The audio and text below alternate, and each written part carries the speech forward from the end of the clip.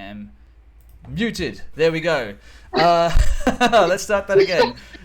Good evening, guys. Thank you for sitting through that very first technical issue of the night. I just realized that I was muted. I was talking the whole time and talking myself up, so now I'm going to have to start all over again. Thank you for joining us. You're watching Crit and Miss, and you have joined us for our Amongst Shadows and Stone one-shot adventure. My name is Sven. I'm going to be your primary DM for the night.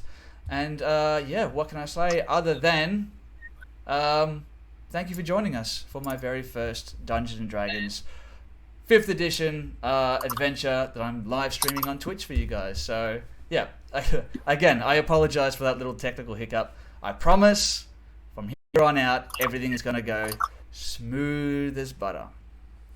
How are we, guys? Not too shabby. Good. Perfection. Good. You excited to ready for D&D? Excited to play a little bit of D&D? Absolutely. Always. Awesome. Just gotta press that button. There we go. Alrighty then. So to get us started off tonight, we have already had our meet and greet session last Sunday, I think it was, and you got to meet some of the players, or most of the players I should say, bar one. So what we're going to do is we're just going to go around the table and we're all going to introduce ourselves, just a quick introduction once again so that you guys know your players, and they're also going to introduce just briefly their characters. Now they're just going to tell you what their class, what their race is, as well as maybe one adjective, just to give you a little bit of an idea of what their personality is like, or maybe what they look like before we start the game. So to start off with, I'm actually going to introduce my awesome co-DM for this evening, Christian from Hermes D&D Services. How you doing tonight, man? Not too shabby. Cleaning up the house, always fun times doing that. No, I'm not too bad. I've been looking forward to this for a while now, running the session with you, talking about everything, this little one-shot that you've had planned up, and we're finally here. So, no, I'm keen for all of tonight. Yeah, and like I said on Sunday night stream, I am extremely appreciative that you've joined us tonight. It takes a big weight off my shoulders. Christian, of course, is going to be the voice of all the NPCs, as we collective nerds like to call them. That is all the non-player characters. So pretty much he's going to be inhabiting the bodies of all the commoners, all the characters. I'm a man of many talents. A man of many faces. I can be a man, I can be a woman, I can be a dog, I can be a pile of dirt. I am pretty flexible. So yeah, look out for Christian role-playing a pile of dirt tonight, guys. If I don't see an Oscar by the time the Oscar season comes rolling around, I don't know what's happened. So get on that, get voting. Alright, next up I'm going to introduce the lovely Grace. How are you, Grace? Perfect. So I will be playing Thistle. She is a wood elf, and she is a oh my gosh, it's totally slipped my mind. She is playing a druid, but I'll be playing the shepherd archetype, which is always fun. And I'd say an adjective would probably be heckin' bamboozled. That probably encompasses the entirety of her personality, I'd say. Alright, so how do we spell heckin' bamboozled? H-E-K I-N space. I think so. I don't know. I think the spelling's up to interpretation. Maybe I'll look in the Urban Dictionary later on. I'm a little bit old for that kind of terminology. I've got grey in my beard. You probably can't see it in the stream, but it's starting to come through. Next up is, of course, a player and a character we didn't get to see in our meet and greet session last Sunday. Hadrian, how you doing now? I am wonderful, DM. I'm wonderful. Of course, I will be playing Gold Dream, who is a human cleric. If I had to describe Gold Dream, I'd have to say mistakenly aloof, because he's a bit funny. As again, he's a noble who's been retrenched to common status. So look out for that. How ghastly. All right. Yeah. Yeah, awesome. I like that. Hopefully we'll get to know Goldream a little bit better during the stream, and he doesn't die straight away. Of course. Oh, he's a clever. He's got a few spells up his sleeve. Hopefully he will survive this one. If Goldream kicks the bucket too early, I am in fact going to get you, Hadrian, to roleplay the dirt as well. Oh, I would like to roleplay dirt. Thank you. I'm going to hand it over to the next player while I take care of some fatherly duties, and I will be right back. Toby, why don't you introduce yourself, introduce your character, and I'll be back momentarily. But yeah, my name's Toby. I'll be playing Ronan, the Kensei monk, whose patience is verging on non-existent, but is just in it for the money and ready to put up with the party. Low patience, Ronan. You're straight out of Hawkeye. Yeah, essentially. I'll step in as the lovely co-DM tonight, guys. Finally, for those of you that saw the session 0, the touchy-feely loves to hug people, Butterfinger, otherwise known as George. And thanks for the invite for Crit and Miss. I come from Dungeon Ruse. But before I go any further, I have to thank my partner Alyssa for supporting me behind the scenes. Without her tireless effort, I would not be able to assist in helping the Dungeon Ruse podcast, or let alone even join on tonight's episode. I respect that. Thank you. Yeah. Actually, George, can I get you just to start that one again from the top? Because I didn't actually pick that one up on the stream. Oh, okay. Well, Thanks for inviting me. Before I go any further, as I said before, I didn't pick up, but I want to thank my partner Alyssa for supporting me behind the scenes, because without her and her efforts of helping me and helping the kids, I would not be able to come in tonight and help the Dungeon Ruse whenever we play. The Dungeon Ruse podcast is a veteran-run podcast for those who don't know, and those who play in the campaign. It's supported by a whole bunch of people that really care for the well-being of veterans, as well as some currently serving and ex-serving members. We support organisations by joining in certain activities, such as the March On event by Soldier On, where I personally will be completing the 96k trek in combat body armor or on with the pack. If you'd like to help us, you can follow the Dungeon Ruse Facebook page. Let's get back onto my character then. I'm going to play a kobold called Butterfinger. He's a ranger swarm keeper who is, as I can describe, most likely incompetent. The character, or Everything. Let's go find out. Like the mystery. All of it. I think he's mostly talking about the primary DM there, actually. So. that was just a general consensus, yeah. Yeah. I know what people say behind my back. I've got eyes and ears everywhere. As soon as I log out of here, I know that you guys go into another Discord channel and just talk shit about me. Well, I'm glad you said it because we weren't going to. Yeah, look, just clear the air now. Just put it up live on Twitch. Tell me all the things you say about me when I'm not around. Go, shoot. Well, I'm kidding. All right. That's good. So we've got all of our characters introduced. We've introduced Christian.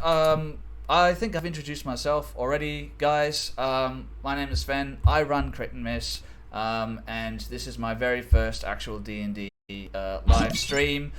Some of you might already know me because I DM a Baldur's Gate Descent into Avernus campaign for my good friend at Othic Gaming. Yeah, that's a lot of fun. So if you have an opportunity, just jump on Twitch and just look up Othic Gaming. I might later on, if I get the opportunity, just drop that link down there for you guys in the chat. Check that out. It's a lot of fun. I think we're up to session 9 now, and I think we've cleared out the 3rd location, something like that. So it's been a few months. All right. So without further ado, I'm going to stop stalling, and we're going to get straight into some gameplay. Does everyone have the tabletop open there, ready to go? Yes. Yes. Yep. Awesome. All right. Roger. And let's count it down in 5, 4, 3, 2, 1. Hooray! And everything is still working the way that it should be. Look at that. Unfortunately, guys, if you can hear a little bit of a double of my voice, it's just because of me and George streaming in the same room. There's a last-minute setup that we had to do, so yeah, hopefully we can fix that up in the future. But for tonight's session, let's just run with it. Next time we'll all be in Sven's house. Hey! Next time we'll all be here. We'll all have drinks, and of course that's an open invite. Anyone want to join us for some drinks? I'll throw up my personal address later on tonight. Oh boy. Corey Feldman, the kid that hosted. Oh no. As well as my bank account details. All right. So without further ado, we are actually going to get this campaign started. You guys ready? Keen. Definitely. Let's do it. All right. Bear with me momentarily.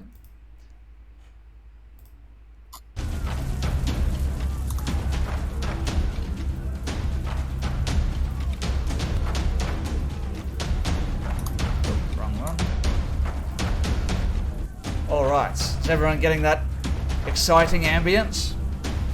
Yeah. Awesome. Bet you that's not what you were expecting. Let me get my notes up here. Plumes of thick black smoke roll into the sky, partly obscuring the setting sun and casting an eerie glow across the countryside, as a band of 15 desperate survivors flee the terrors that befell the village of Dunbridges. The militia never even had a time to organize, as hordes of grotesque demons descended upon the quiet village in the early hours of the morning. Now, the only survivors of the attack make their way across the wild lands of the border kingdoms, pursued by nightmarish beasts they are led by a lieutenant of the late Dunbridges Constabulary and defended by a disparate band of adventurers. Their only hope of survival, to throw off their pursuers and reach the safety of one of the nearby kingdoms.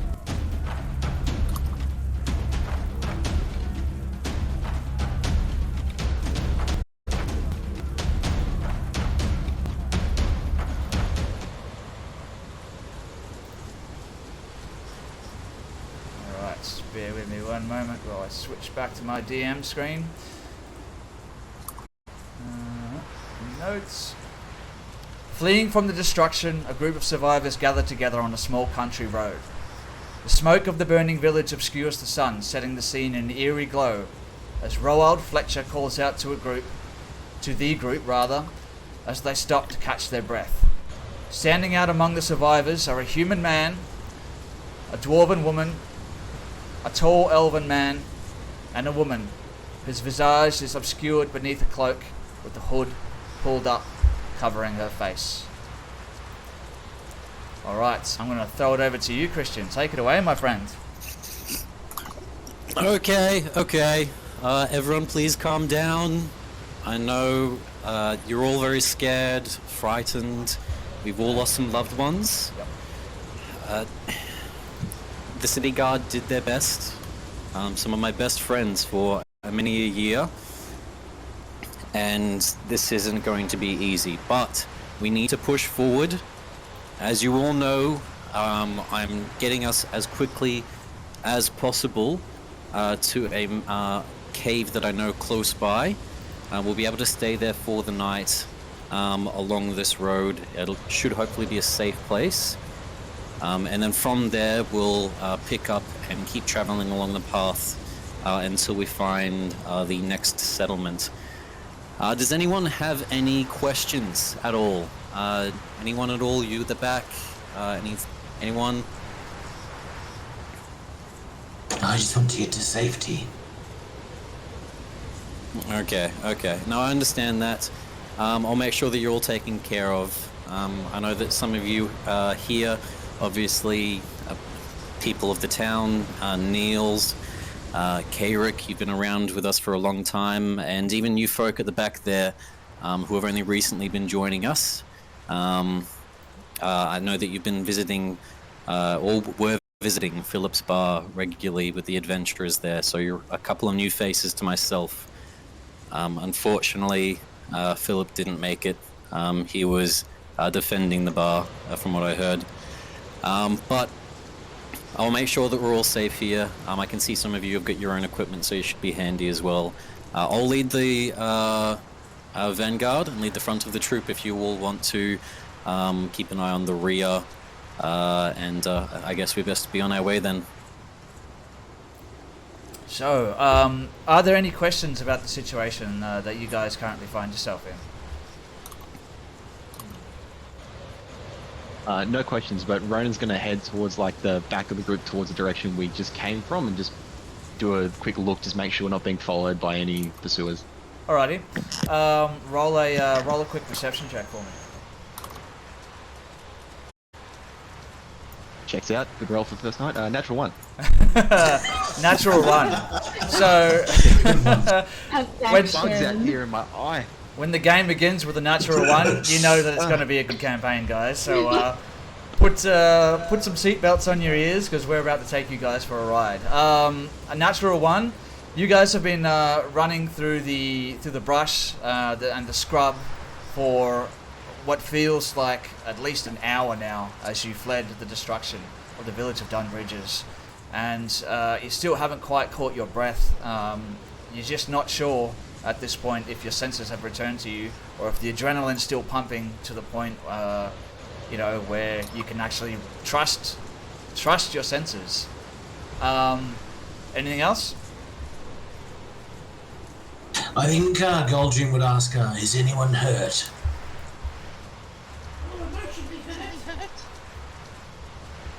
You're hurt, sir?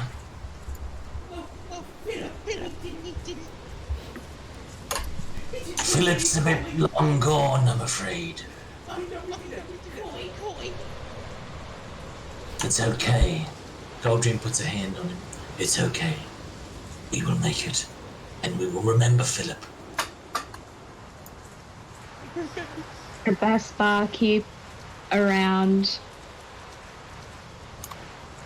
But we must move on. His name was Dave. Exactly. I thought his name was Dave.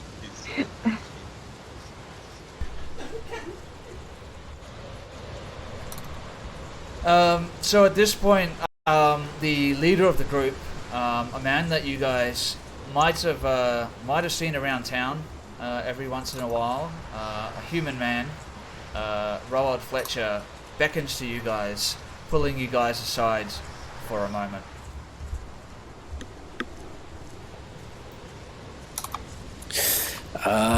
Okay. I see that most of you here, unlike all the other civilians, are fairly handy. You all are equipped. If you've been visiting Philip's Bar, it means most of you obviously were adventurers or some sort of trade in similar ways of that. I'm just going to be honest with you. Obviously, a lot of the civilians are very scared, afraid. We need to make sure that we're calming them down and don't create any further panic. If we do start creating that, then they're not going to follow instructions properly. In these sort of situations, it's do or die. So we're going to make sure we take care of these people and bring them to the next place. So yeah, just try to listen to each of my commands. I'll let you guys know what needs to be done. If anyone needs to go ahead, I'll make sure that I try to go first and whatnot there. But yeah, we'll make our way forward. Does anyone? I guess we should gather supplies of that sort of a sort, and I can hold on to them for now, just to disperse them. Does anyone have any things like health potions or medicine supplies, anything like that I can keep on my backpack just to hand out when we need to? You can see my fingers going through bandolier. I can provide cantrip healing if needed. You let me know if someone is hurt. Okay, I'll keep an eye on that. Little one, were you grabbing something out? Jar of bees. Jar of bees. Not what I... That, you can keep that. That's... I don't think we'll need a jar of bees just yet, but if we do, I'll keep you in mind. Okay, but with your cleric healing, I might, if it's okay, I might actually keep you up the front with myself, and have the rest in the rear. Is that suitable? Your dream finds this acceptable. Okay, lovely. Well, yeah, we'll head on the way. We might have to do, once we've travelled a little bit, head through the actual thickets of the forest to get to the cave itself. I know my way there vaguely, so we'll travel along there and see how it goes. Looking back to this group of survivors, most of them are now sitting down in the grass next to the roads, sort of gathering their breath. A few of them carry small cuts, bruises, stuff like that, but nothing life-threatening as far as you can tell. There is a dwarven woman and an elven man sort of sitting side by side. There's a human man sitting on the other side of the road, sort of away from the main group. People seem to sort of just be giving him a little bit of distance, because he seems to be dressed in nothing but his undergarments, being the only things that he managed to put on before he had to flee the destruction of the village of Dunbridges. And of course there's another female sort of sitting even further back from the rest of them, and her appearance is obscured by a large travelling cloak with the hood pulled up. What do you guys want to do? You have a moment to sort of catch your breath, and you guys are going to be heading off pretty soon, so... Well, I do have a spare cloak that I would like to give to our clothes-deprived friend, and Thistle just sort of walks over, and she's like, I think you might need this more than I do, and just sort of hands it over and takes a big step back. Dear, that is lovely. It's a very modest quality linen, I'll say that much, but it's better than nothing. Thank you for that. My name is Niels, Niels Chedust. Lovely to meet you. It's nice to meet you too. And I have to apologize from the quality. It's the only thing I could grab when I was fleeing my kingdom, so... Oh, no. Anything is better than being in my tidy whities, so thank you for that. I don't know if I'd seen you around town or not, but I am the town's bard and poet, so I am rather well known by everyone here. Let me just stand up, as he stands up with a walking stick. Rather large frame, almost looks like a linebacker, but I guess with his persona kind of gives off more of like an opera vibe, a very large figured man. If I may, do you know if we're going to be safe while we're traveling? I know that obviously we just went through the chaos from before and those hideous creatures, but I know that the forests also have owls and squirrels and raccoons and dangerous things that can give you rabies. Do you have equipment of the higher kind? What do you think? In my experience, owls and squirrels, and they tend to be I'm pretty fond of them. We have good chats. Squirrels, very talkative. it's getting them to shut up that seems to usually be the issue. But no, I think we'll be safe. I mean, I can't speak for me. I don't know where I'm going, but then again, I never know where I'm going. So I think we'll be fine. I mean, that dude, that Ronin dude, looks pretty scary. So I think we'll be fine.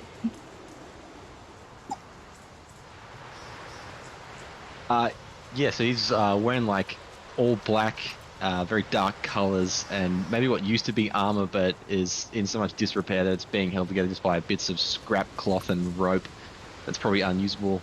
He has a long bow on his back and a sort of katana sort of press up against the quiver, and he's kind of just playing with an arrow and just kind of side-eyeing the hooded figure off to the side there and just getting a read on her.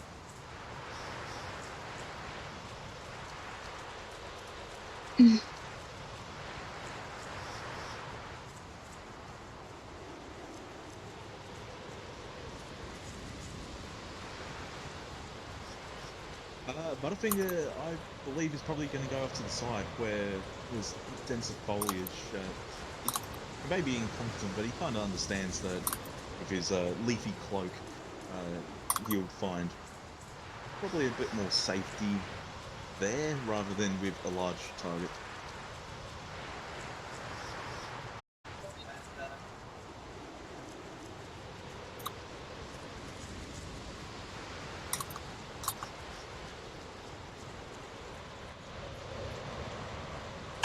Goldream's going to do two things. First thing, I have miscounted my inventory.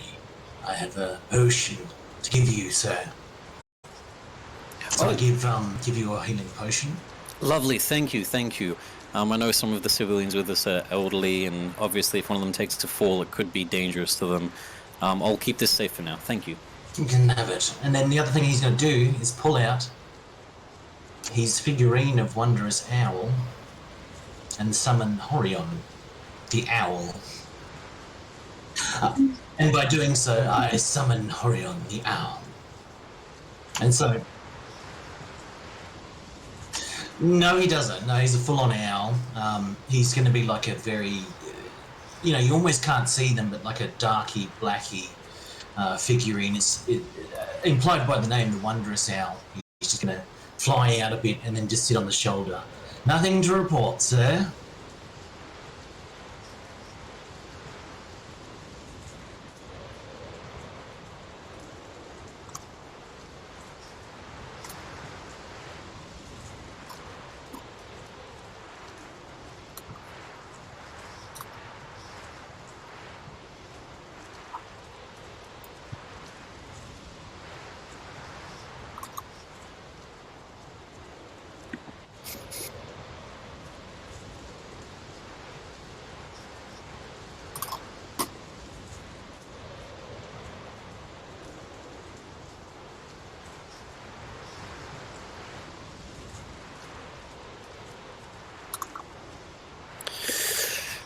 Okay. I have been our leader with the town for many a year. My family grew up here, as all of you know, for generations upon generations. And I've always protected everyone here as best as I can. Same as my father, his father before him. It's not an easy work, and I will continue to do so for all of you here. Even now when things are so dire, and even if we're no longer in the town, I see you all as my family. So if you all keep on our way, make sure you're keeping up the pace though. Those creatures aren't going to be slacking behind far off. So everyone as quick as you can. If you have any issues, voice them out as soon as possible. And let's get going.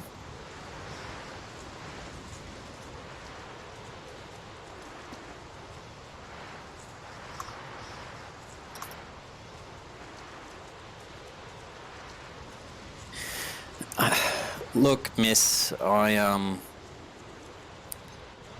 most of the guards that I did see when I managed to save all of you, luckily we were in some of the back paddocks just on the edges of town, and that's when I saw most of you and quickly got all of you out. But the majority of inside town, from what I saw, with my brothers and sisters fighting, was bleak. The majority of people had already gone to their ancestors. Your family is in a better place now, and going back will only ensure that you join them sooner. For now, I want to make sure that you're safe, so I ask that you try to swallow your scares and hug that person that is next to you as we travel. We're not turning back.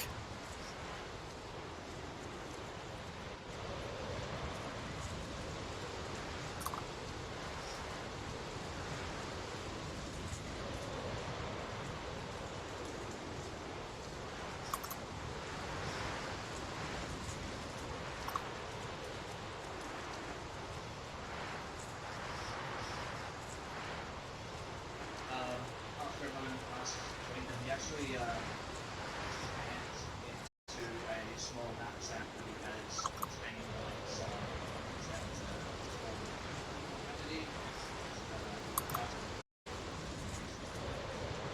Calm their nerves down a little bit. Everyone practice themselves. Some people are trembling, covered in ash.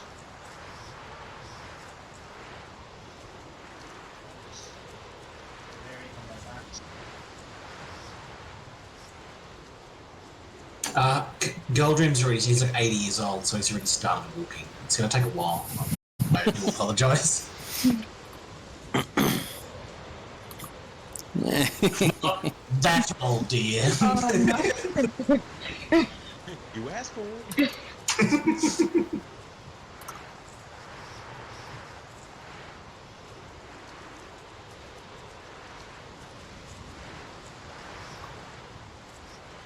Yeah, I'd be reasonable. I can keep pace, but that's why I started earlier slightly.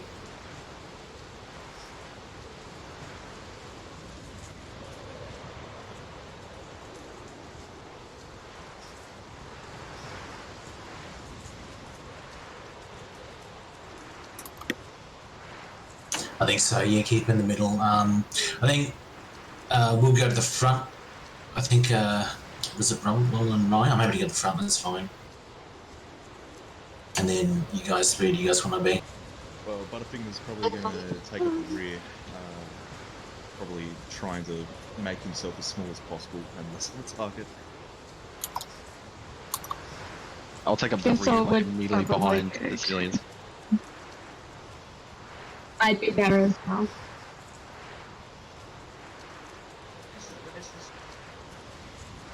Just in the back because she's hopeless with directions and would get lost if no one is watching her. So she'd prefer to be where people are, and she's really just going to keep an eye on everyone in front of her.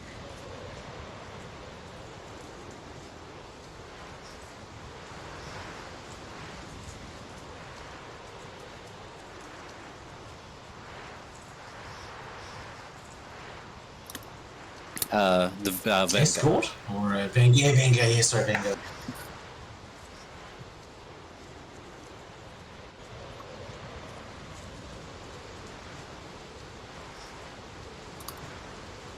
He has an armor class of 18, so I'm happy to go in front, that's fine. That's a bleak way to look at it. I can be tomorrow, boy. Just you watch your your tone.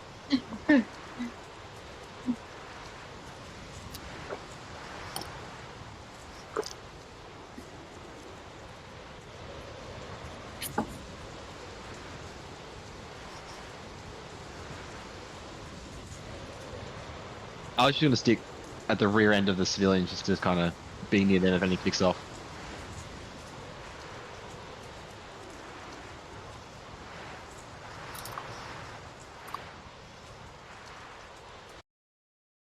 I was about to send my owl up and have a look. I will actually, yeah, because I would be, just before we started moving, I would say, give me eyes, Orion. And the owl would fly up and have a quick look. And then report back anything he saw. He's obviously within reasonable distance.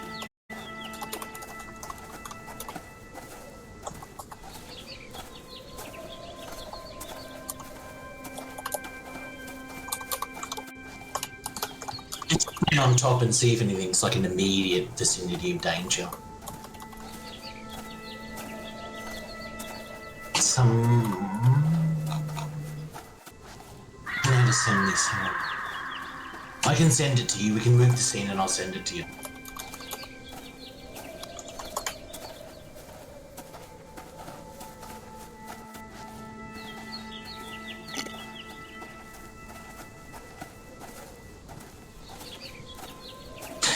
Yeah, it doesn't. Oh, mate. No, I don't think so. It's like it's just a normal creature. I actually roll a natural 1 too, just to start things off. The Onyx.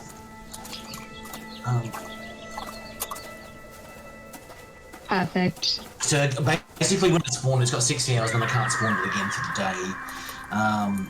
Wisdom of 12, can speak common, has a dark vision of. Dark vision out of range, etc. Anyway, I can share that, can't I?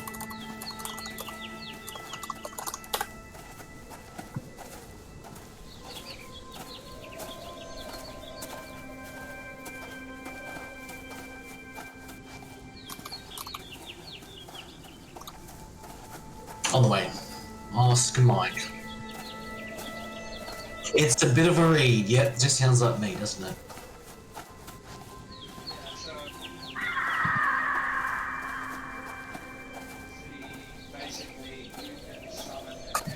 With no hit points, so if someone hits her, it's dead.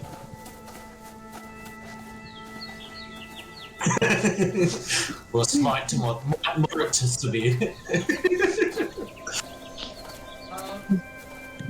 Yeah, you guys are traveling. This is a pretty an old trail that people used to use.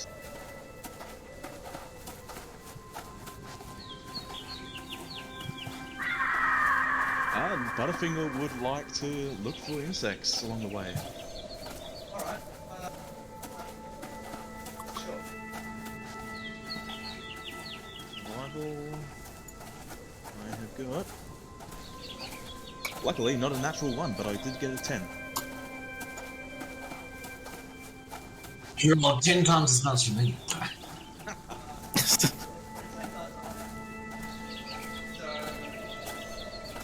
I would say, yeah, you find a pair of painting And I'm gonna try to sneak up behind it, take an anti-jar. Try to grab it.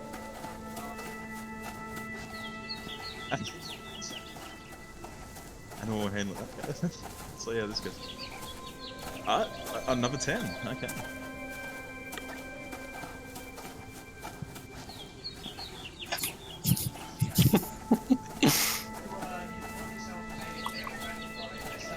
Giggity.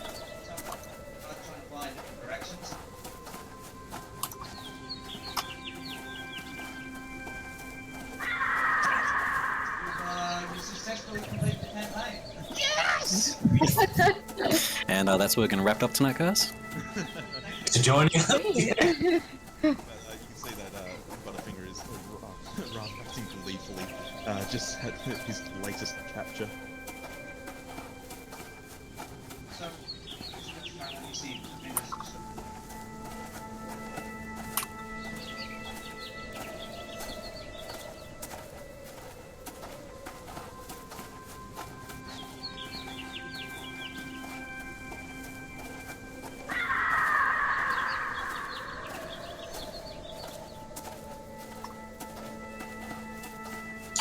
No. Goldrim's lawful good, so he'd just be looking for anyone who needed help. Anyone who needed, someone to talk to even. That's cool.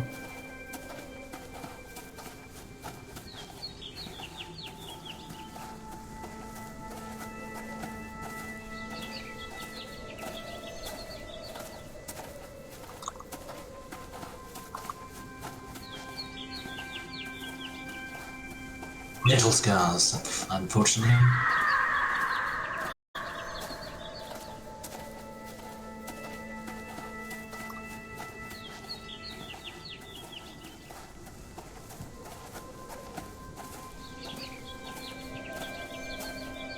I can do that. 13 for me. Also, minus 10.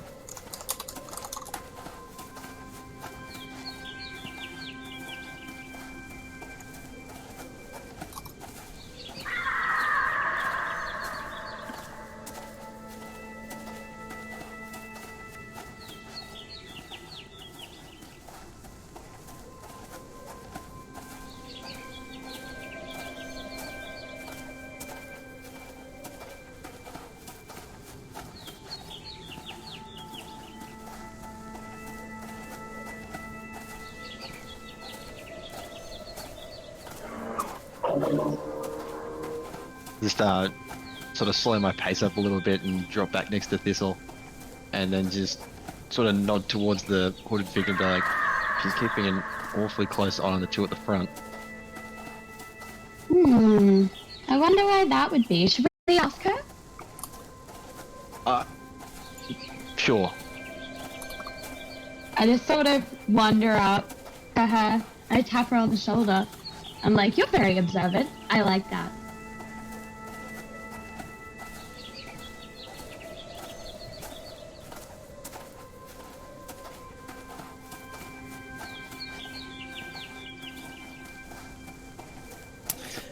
Actually, rather than from her, on the opposite side of your shoulder comes oh, don't mind her, love.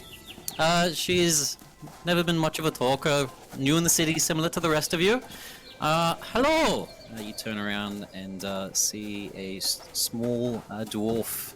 Hard to tell the gender due to a scruffy beard and stocky form.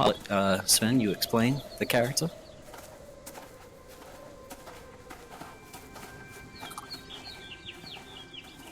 Mm-hmm.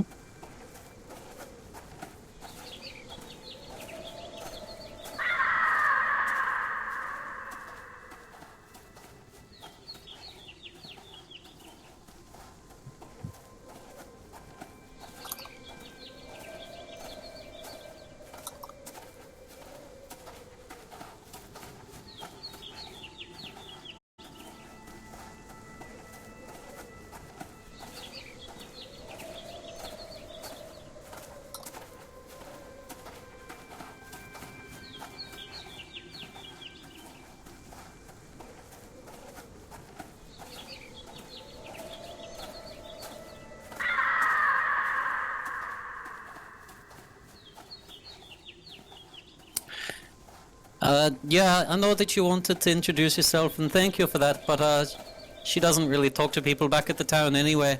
What is your name? Thistle, it's lovely to meet you, friend. And I sort of stick out my hand and, like, you know. Rushingly shakes back. Oh, Thistle. You sure your parents didn't all call you Twig? Oh, my name is Godantho Silverscar. I'm the residential miner back in Dunbridges. You might have to speak up a little bit and be on this ear. If you're coming from the other direction, you'll scare me. I lost it in an accident a long time ago, but the dwarf men love it. Shows that I'm ruggish. Very nice. That's so cool, mining. I haven't been into a mine before. I lived in a tree. Oh, like an elf, I guess. Yes, exactly like an elf. Okay, lovely. No, not the dwarven type. We like sturdy, reliable, good old dirt. But I hear we're heading to a cave, so I'll be very happy there. I'm sure there's some lovely trees outside for you to hang from, though. As you guys are talking, Roald Fletcher actually turns back to you and he says, "Godanthu, keep it down." Yes, sorry, Captain. He sometimes doesn't like it because I have to speak very loudly. But I'll try to whisper. We've had a bit of a technical issue, guys, with our Discord feed there, and it has mixed some stuff up, unfortunately. I don't know why it's not going back to normal. Has someone dropped out? My Discord's just dropped in. George. George has dropped out. Okay, we'll just hang tight for a second, guys, and It's coming back on now. there we go. Everyone should go back to Yeah. normal. It might just switch some people around in their position, but you know what? We'll just we'll deal with it. It looks like since he reconnected, we're all back to good now on the Twitch stream. Although, oh no, it's just because he's got his camera turned off. I was going to say, Yeah, hold on. There we go. There we go. Once you come back, it should be good. Yeah. Fixed, guys. Anyway. Alrighty then. Let's pick it back up there. So Rod Fletcher's just sort of turned around and scolded Godanthu a little bit for just speaking too loud. but anyway, love, I guess we should be on our way.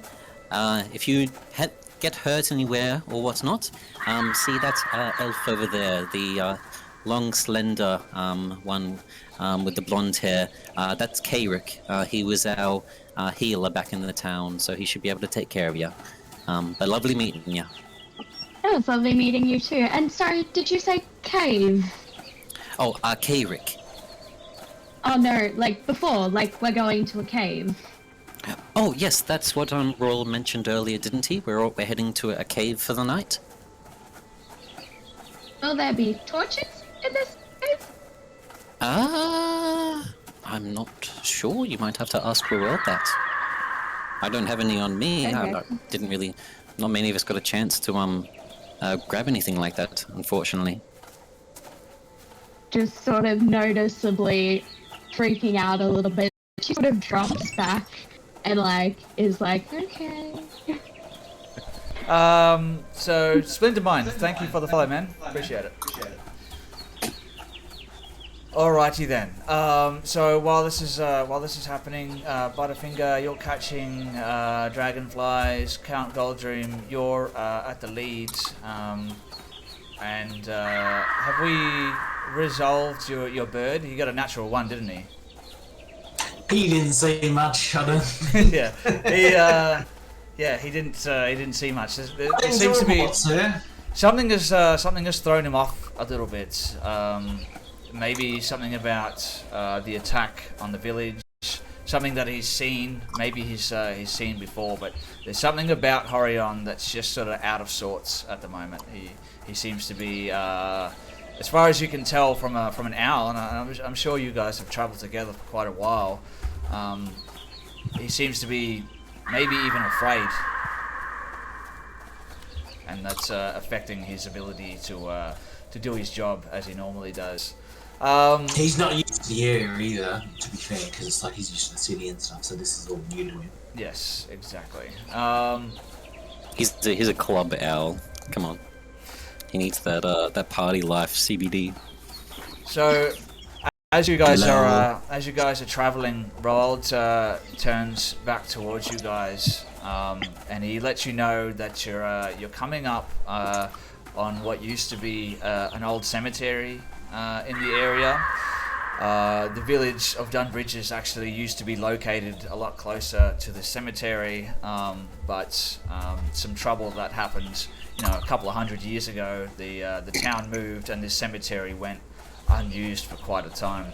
But there are of course rumours, or there were rumours in Dunbridges that the cemetery was something unnatural about the place, and it was the kind of place where young teens would like to go to dare each other to go up to the cemetery at night and that sort of thing.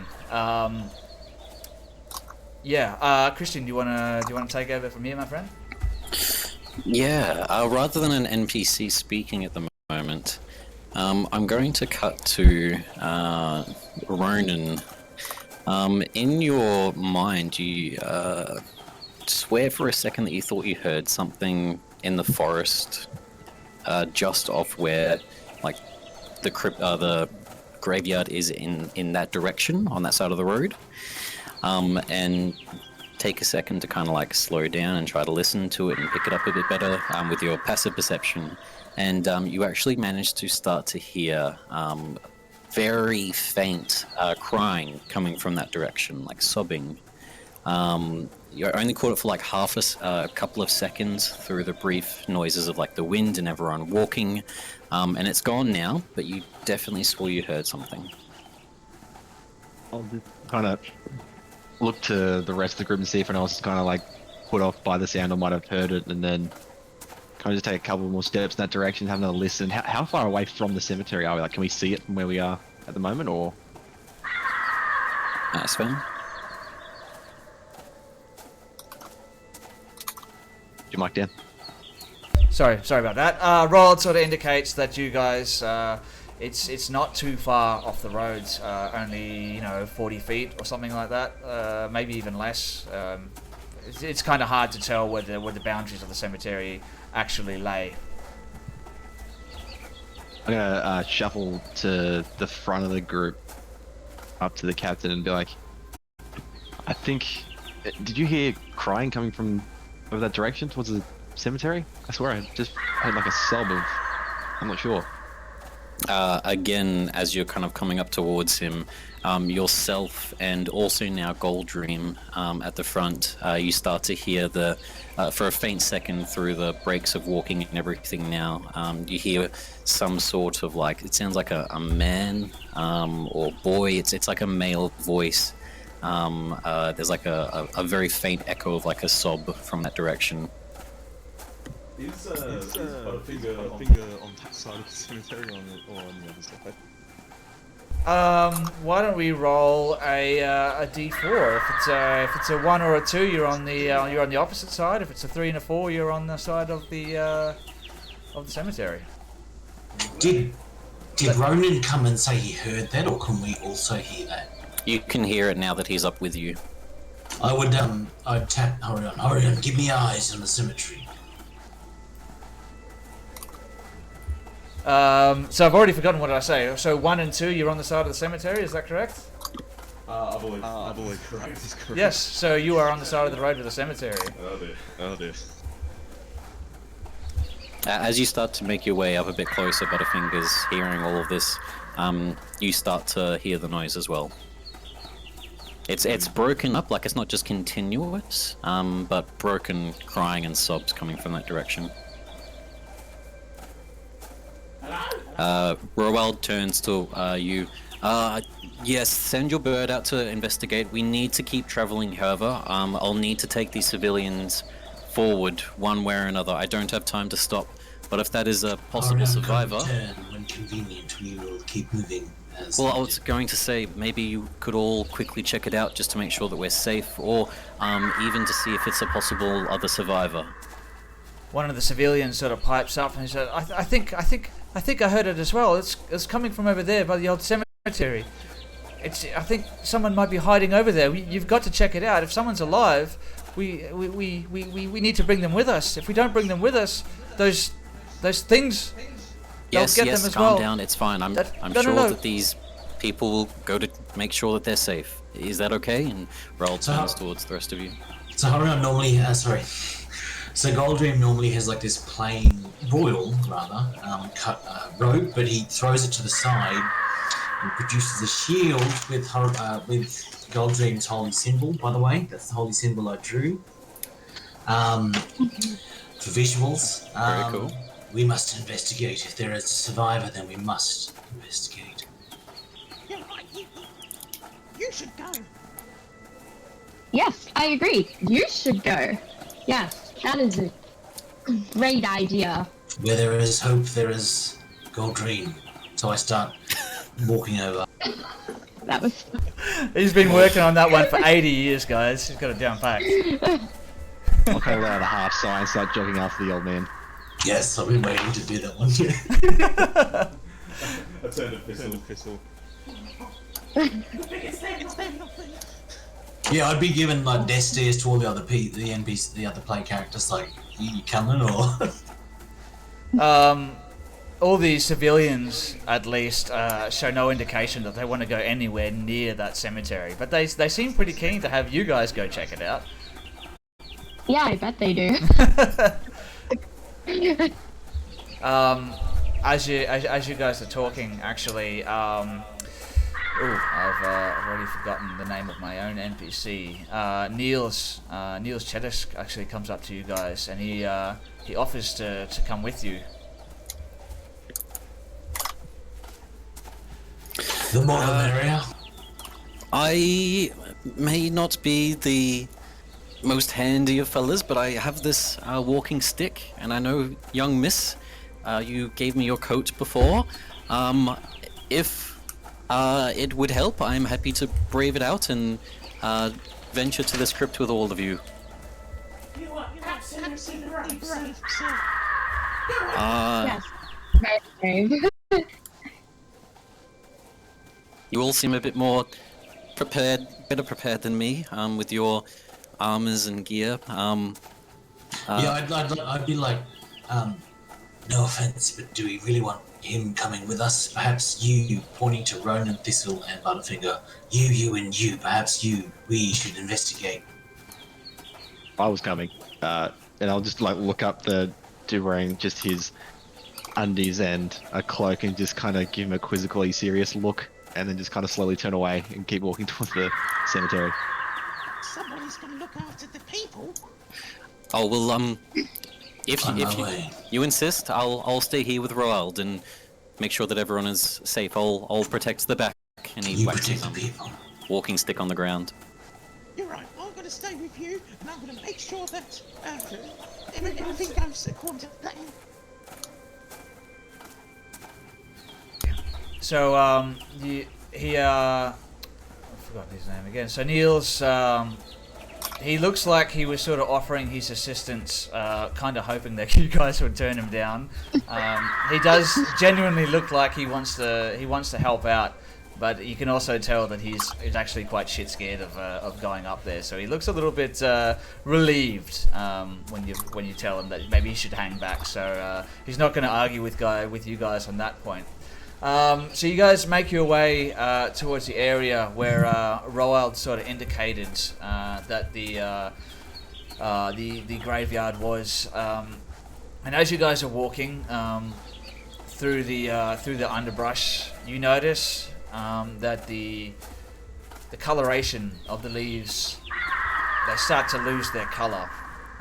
The verdant greens of the border kingdoms rather start to give way to more dullish browns and maybe some greys, and as you brush past some of the foliage, the leaves sort of break apart. They're brittle almost, like just something sort of out of sorts. I'm going to switch scenes. So do one thing. Yes, no problem at all.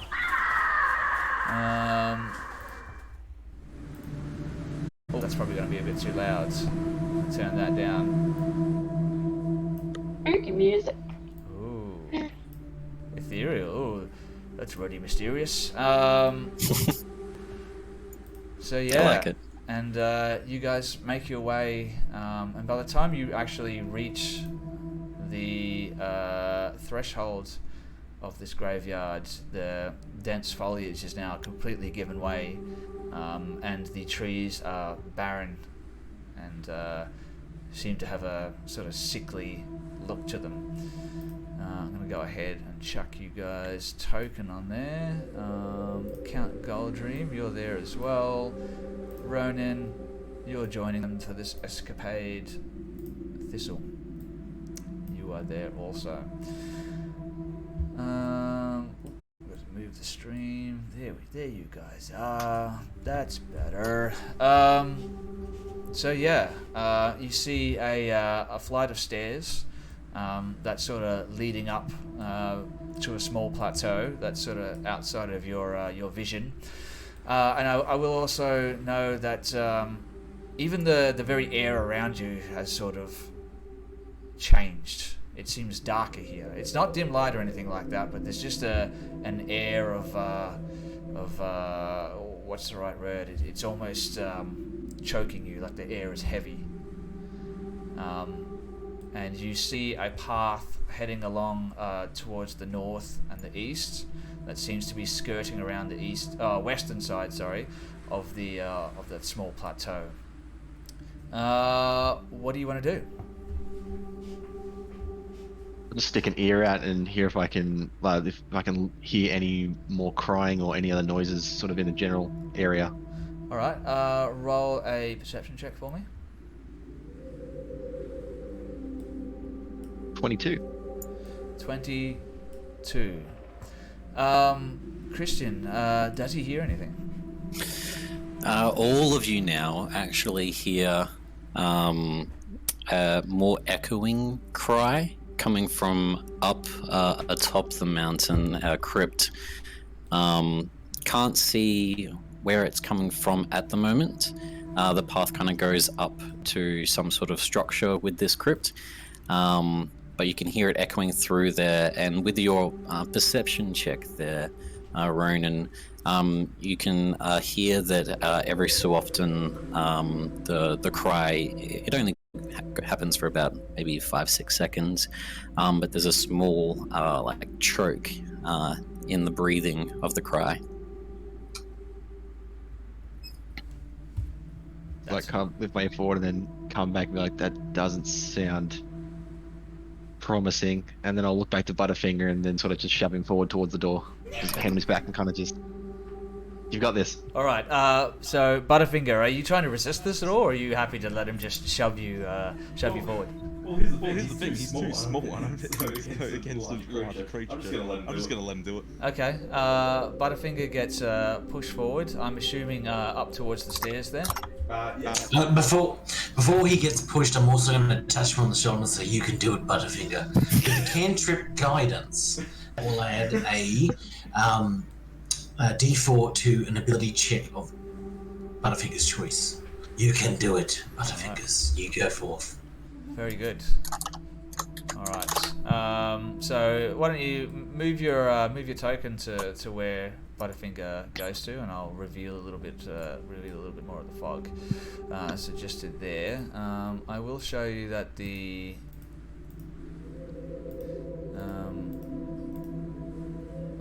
should be able to see all of that. So up a flight of stairs, and it curves towards the northwest there. You can see there's another flight of stairs leading. I will reveal a little bit more as you can look up those stairs. Another flight of stairs leading up through an old stone archway.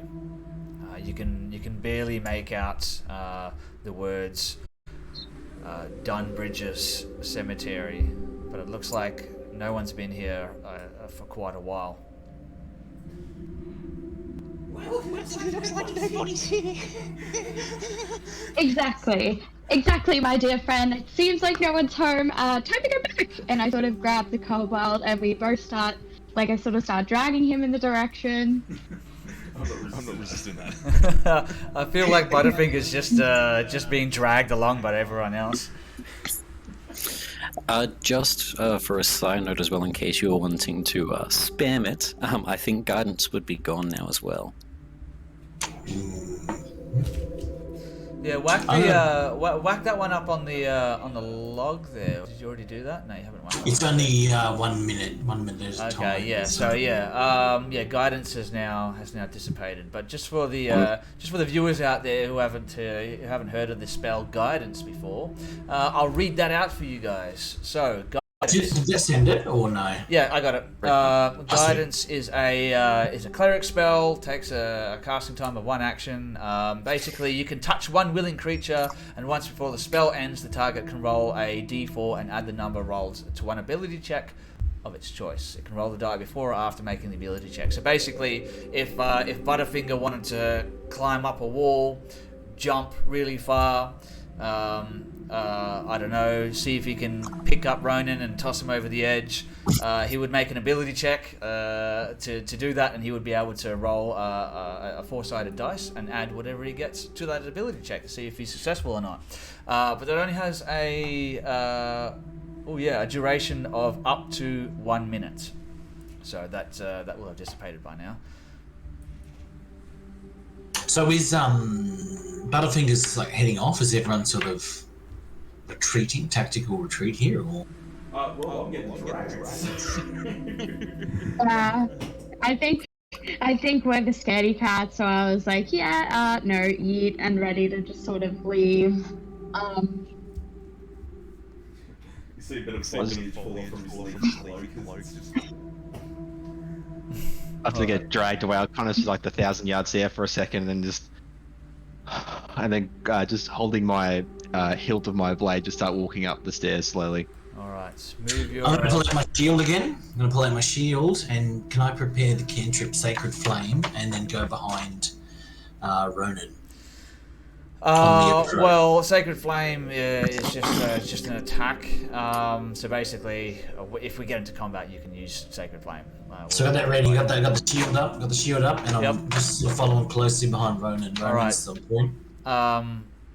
So Ronan, you start making your way up the stairs, and the loose bits of gravel and dirt crunch beneath your boots, and your footfalls sound dull and muted in the thick, heavy air as you make your way to the top of the stairs. And I'll reveal a little bit of what you see up there.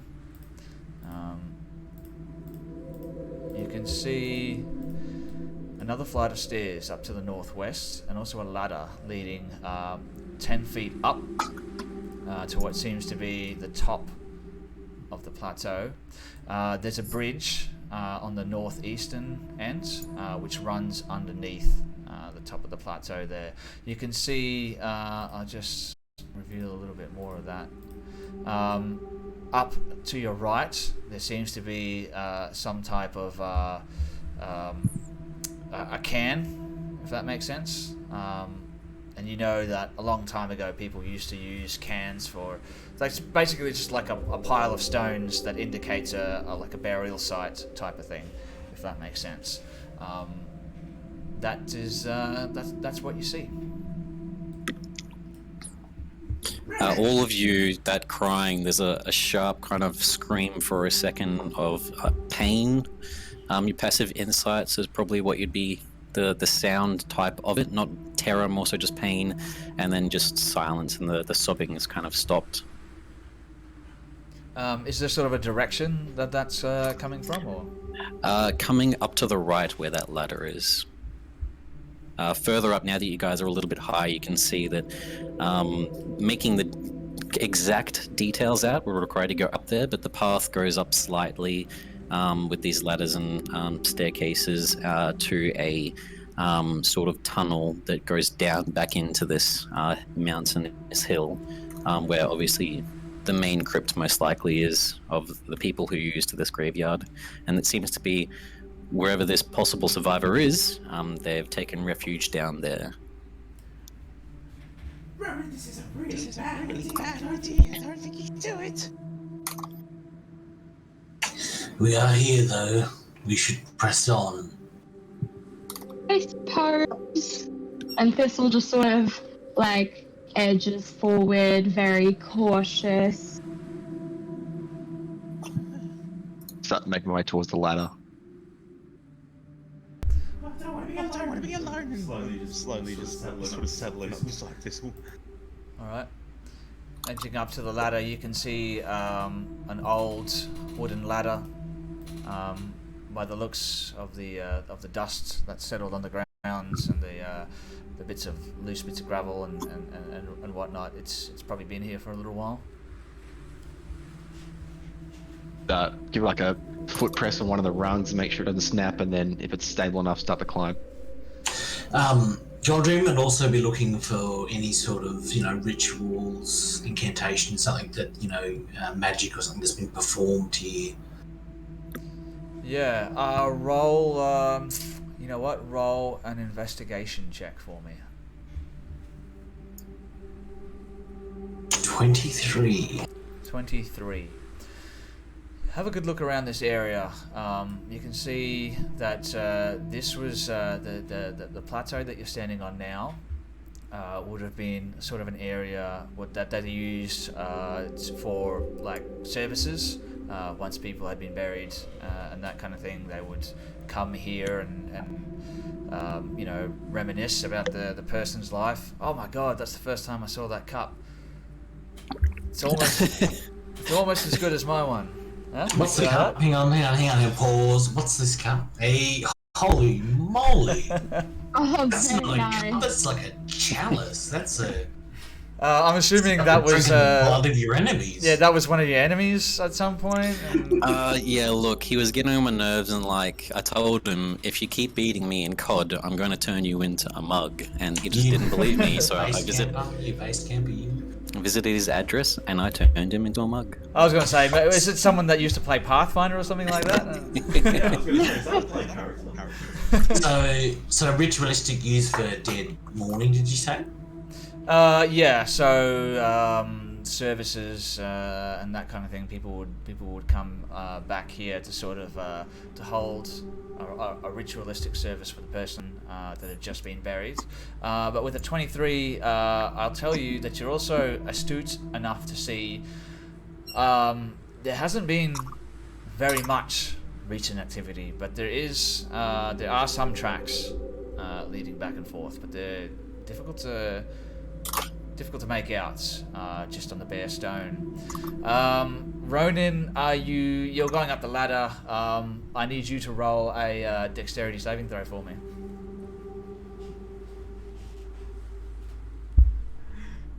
Oh. Your luck is just. Look, Natural one. we're just getting these out of the way, guys. So when the combat actually starts, we can just roll natural 20 after natural 20. Exactly. At least we don't have to But do this- the combat. this good. is Get him out of the way. This is a DM's dream. Everyone's just rolling ones all the time. I promise you, I didn't contact the guys over at Above VTT and tell them to rig their dice. So yeah, as you reach the top of the ladder there, the rungs actually do give out, and you're going to take a 1d6 of... Oh, I'm pressing the wrong thing here. Let's get rid of that. 1d6. No, not 2d6. 1. So you'll be taking 4 points of bludgeoning damage. It's not much. It's enough to just sort of hurt your ankle as you fall back down to the stone, and the two halves sort of the ladder just sort of collapse down on you and maybe knock you in the head, and you push it to the side. But you've also made a fair bit of sound. So if there's someone around, they probably know that you're here. But yeah. I was going to say a couple of seconds pass, Ronan, and through that echoing, you start to kind of just hearing like incoherent crying, the odd kind of like scream of someone like scared and worried, whoever's down there, hearing something outside again. So just looking at the rest of the group, I'm just going to make sure that like none of them are snickering, and then just trapped. So Goldream would be like, "We are on hallowed ground. Be more careful." And I'm gonna rest my hand on him and be like, "Don't do that again." And use the cantrip, Boon of Divine Healing. All right. Roll. Throw that one up on the Boon of Divine Healing. Throw that on the It's log. actually gonna give him 8 hit points. So he's back to normal. He's back to normal. So that's a good use of the spell there. I'm sure you're not going to need that later. Don't worry about it. That's cantrip. It's a cantrip. Oh, it's a cantrip. Okay. What, really? Throw that in the log. I want to see I'm that. not even joking. Yeah. Never heard of that. Oh, Cleric, remember. But having said that, if you hit me, I'm probably not going to last for very long. okay. Hadrian, you may need to just mark that one off for now. It looks like, despite the fact I'm not the one that owns the campaign, it's got my shared contact. That is a homebrew spell. That is why it is so overpowered. It's like a healing cantrip? No one's ever going to get hurt. No, there's never been a healing cantrip in the That never existence happened. of Then just ignore that 5e. happened. All right, look, guys, I'll allow it. You call upon your divine spirits, and you heal him back up. But I will say, maybe how many spell slots do you actually have? Do you want to use a spell slot to give Only us some healing? Only for no, not if it was going to expend healing. It was only Nah. more of a lecture than anything. All right, I'm gonna Being say more careful. you'll get back 1 hit point. I think that's fair. Yeah, you get back 1 hit point from that little lecture from Goldream. His lecture was so lecture of stern that it somehow kind of made you feel a little bit better. You sort of forgot about the pain in your ankle and the fact that a ladder just bonked you on the head. All right, where to next? Well, the ladder's Yeah. broken. I think it's time to go. The crying is coming pretty loud now from the crypt. It still sounds echoed. The person seems to be down in the crypt itself, but you can hear it. It's definitely time to go. Leaving my pride in the rubble of the ladder, I'm gonna keep going up towards the stairs. All right. Yeah, Thistle follows. Oh, this is a really bad idea. Some more for you. You'll be able to see down to the plateau below you. So just reveal this to start off with. All of that. And you're able to see the plateau below. So you'll be able to see pretty much all of this. Probably up till there.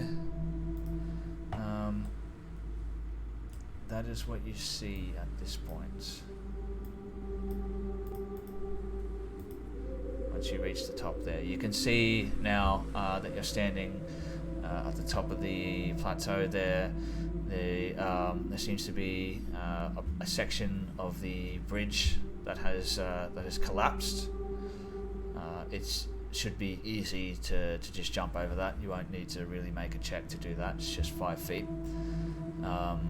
Of course, if you were to land in there, though, that could cause some issues, but that won't be an issue. You don't need to make a check for that. Below, you can see the path that you guys were on earlier, down below.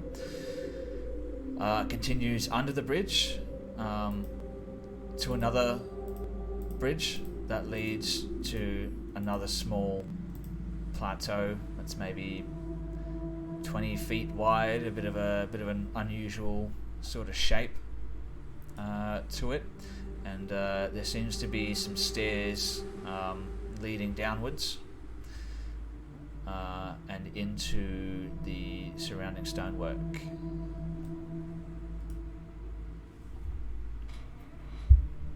What do you want to do? How far is the drop? Can we from... still hear the crying? So that staircase is the source of where you can hear the crying coming from now. It's quietened down to almost non-existent, as if the person doesn't want to be found.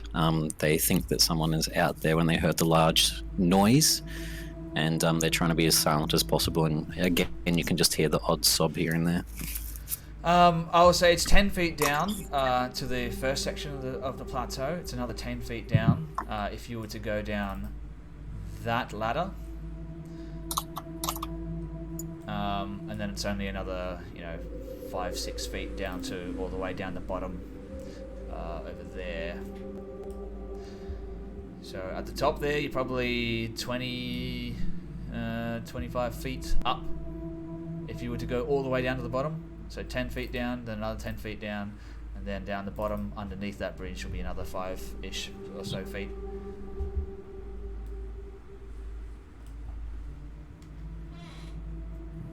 Okay, I'm gonna basically go like ignore this bridge here and just go straight over the side of the wall and just kind of lower myself down to this next little platform. Just here. Mark it. And Butterfinger's gonna scurry up to just with the rest of the party, kind of overlooking the surrounding area. I will say you it's difficult to see on the map with the way the map's drawn. You can actually pass underneath.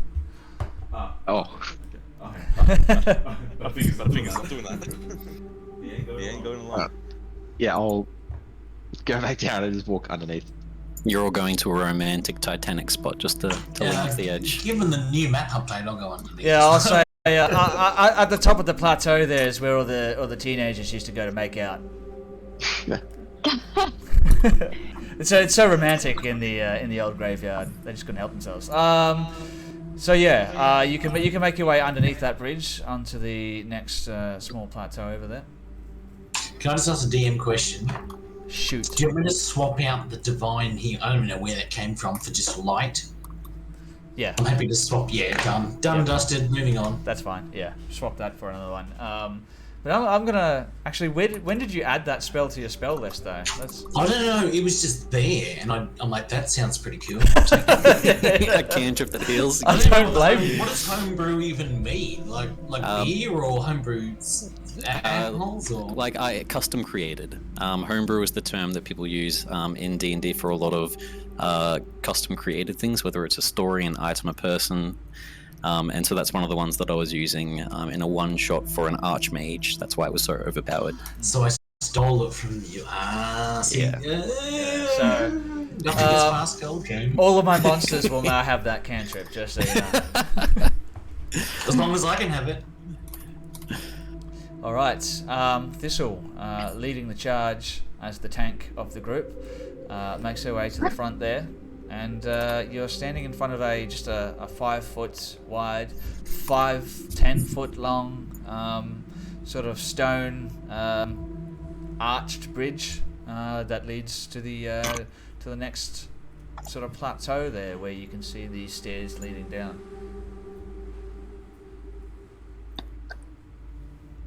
Okay. I just sort of, Thistle just sort of waits there, just sort of looks back at Ronan. She's like, after you. I'll come up alongside and see if I can see down, like towards the bottom, see if I can see anything further down the stairs before entering. All right. Just waltzing on up there, poking your head around the corner to see what you see. Roll a perception check for me. Quick question for you, just Sure. for DM teamwork. Yep. Who's looking? Ronan. Ronan. With your custom lineage, do you have dark vision? Dark vision at 60 feet, yeah. Okay, good. All right. So it would be 17. darkness down there, wouldn't it? So there's no lit torches. So you're gonna have to, with dark vision, roll that one with disadvantage. So roll that one again for me, and we'll see what we come up. Doesn't he have dark vision though? Yeah. He So does, yeah. so dark vision will give you 60 feet of dim light if you're in total darkness. Is that correct? Yeah. And in dim light, So it's you'll not just complete black he can see, but it still is difficult for him. Well, it doesn't matter. 217s. What a waste of everyone's time. All right, so 2 17s. My new cantrip. Light. with a pair of 17s.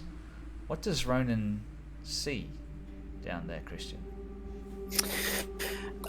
You actually notice, not where the sound is coming from. You can hear the sobbing still, but it seems to be further around the corner to the right. But you actually see a body. It seems to be of a male human. The clothes they're wearing seems to be very similar to that of some of the people from the town of Dunbridges. They seem to just be regular civilians there. It's hard to figure out details of stuff around. You can see some things spilled near his hands, but you're not really sure what it is. But yeah, you see the body's slump, not moving, and you can see a bit of scarlet. Obviously, in the different greys, because you're only seeing in like whites, blacks, and greys with your dark vision. You can see that there's a dark black pool next to his body on the ground, which at the moment you could take the best guess for what that is. I'm sure it's just one of those Dan teens passed out, spilled his drink. That's all it is. Don't worry about it. Just go down there. Yeah. It's fine. But the sobbing is still continuing to the right into the crypt itself. I'll kind of just take it in and look back at the rest of the group and be like, does anyone have a torch? I can't really make out anything down there, but it looks like a body. I think I might have something. Can I cantrip light the dead body? Yeah. So roll. I mean, read the description for light. I believe you do have to make physical contact with the thing that you're going to cast light on. So yeah. So you touch one object. So unless you want to walk over there and give the sleeping teenager a little bit of a poke, give him a little poke, see if you can light up his body. On second thoughts, does anyone have any torches? Well, I don't have torches, but I've got this. And he, Butterfinger pulls out a vial of sort of a swirling, this mixture of, well, let's verify the spell, but Fireflies. yeah, fireflies. Works well. Yeah, I got this. Can we control them? So what are we casting here? Oh, he's not. He's just he's releasing a jar of fireflies. It's not really a spell, but it We sounds can't oddly. really guarantee that we'd understand. It sounds oddly beautiful. Is there anything like loose on the ground that I could just pick up and touch and like throw down? Like, is there a rock? There's Is there any spare rocks or bricks or there's something? loose bits of gravel and some of the stonework is giving away. If you wanted to find a rock, yeah, you So can I'm easily gonna do grab a that. rock and let there be light, and then turn that into light and throw it down the stairs for light purposes. And this bright white light emanates from the rock in your hand, and you throw it down the stonework, and it clatters down to the end. I'll reveal what you see down there a little bit now that we have a little bit of a source of light. That's a bit what you can see. Can you guys see that? Yeah. Yep. Yeah, that's what you see. Roll a d6, and if it's a 6, your rock's going to hit the dead body.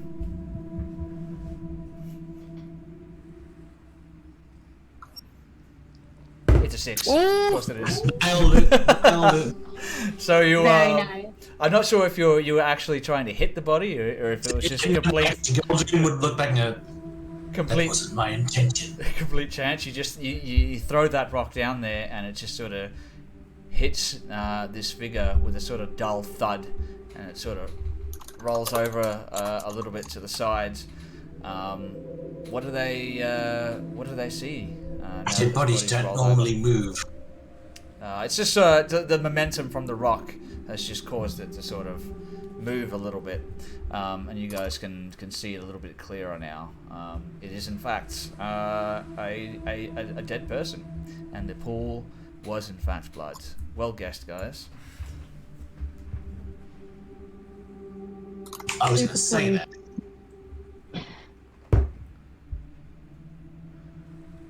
All right. Someone needs to go first. I think maybe Ronan. Yes, I agree. Shut not. Is Ronan actually our strongest member? So I yeah, disagree. is Butterfinger all the way at the back there? Oh yeah, he's Yep. still he's still 100% all the way back. Just overlooking everything. Just overlooking everything. Okay, fair enough. Someone going down there? I'm going to say an inaudible prayer and go down there. All right. Down goes the retiree. I believe in you. I'll draw my sword. Just to sort of the top of the staircase. Can I see anything from the top of the staircase? Sort of there. You see it sort of widens out a little bit, but there's sort of something. There's like another mound in the middle there that's sort of restricting your field of vision. But you can see the blood is I'll sort of take another step pulled towards the north and towards the south. Take another, whatever one step is down. 5-foot step down. Yeah. You can Stealthily. probably see a little bit more from where you are now. Maybe Sort of that. On that Gold Dream, are we doing a group stealth check? I was going to say stealth check with disadvantage for Gold Dream because he has scale mail. Yeah, I'll get everyone that's going down the stairs. So Gold Dream, Ronin, and Thistle to each roll a stealth check for me. Gold Dream. Yeah, I know. That was crazy. At disadvantage, my lowest roll was 20. And Ronin. So we have the heavily armored cleric, 80-year-old cleric, making his way down the stairs, making not a sound, nothing, not a peep. And we have Ronin just sort of, he's got his sword at his hip, and he's sort of like, he turns around to look at Thistle, and he's like, the scabbard sort of just bangs up against the stonework, because it's sort of poking out a little bit, and it's like... The second that happens, Gold Dream turns around and death stares him. I turn around and death stare Thistle. Like, Thistle, shush. Alright, you guys are death staring each other. I want you both to roll an intimidation check. I want to see who's more intimidating. Me? 12. Yes! The 80-year-old cleric. Oh my god. Fucking act. Someone's Everything. hacked my thing. Toby's gonna roll. The well-spoken cleric is more intimidating at this point than the clumsy, butterfingered. I should say butterfingered. The clumsy monk. Maybe this is just sort of out of your area. You're just sort of looking forward to a fight. You're anxious to get this done and dusted, but are you going to get what you want? Who knows? So go down a step. Just give me 1 second while I just have a look at something. Butterfinger's gonna start feeling a bit scared and a bit lonely where he is, and he's gonna try to make his way fast paced to the stairs, just outside. On that note, not seeing him, I'd cantrip message and go, "Are you going to join us?" Are you the lizard? Are you the lizard thing? No. Are you going to join us, lizard man? He's not very charismatic. And he just scurries down the stairs and makes his way to the top of the stairs that you just descended upon. All right. Fantastic.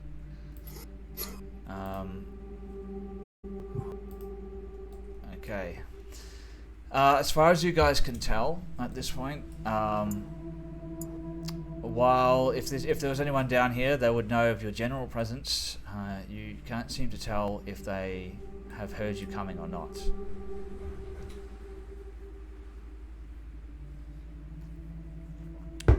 Actually, yes, from where you are, Count Goldream, you are cast your eyes around this cavern, and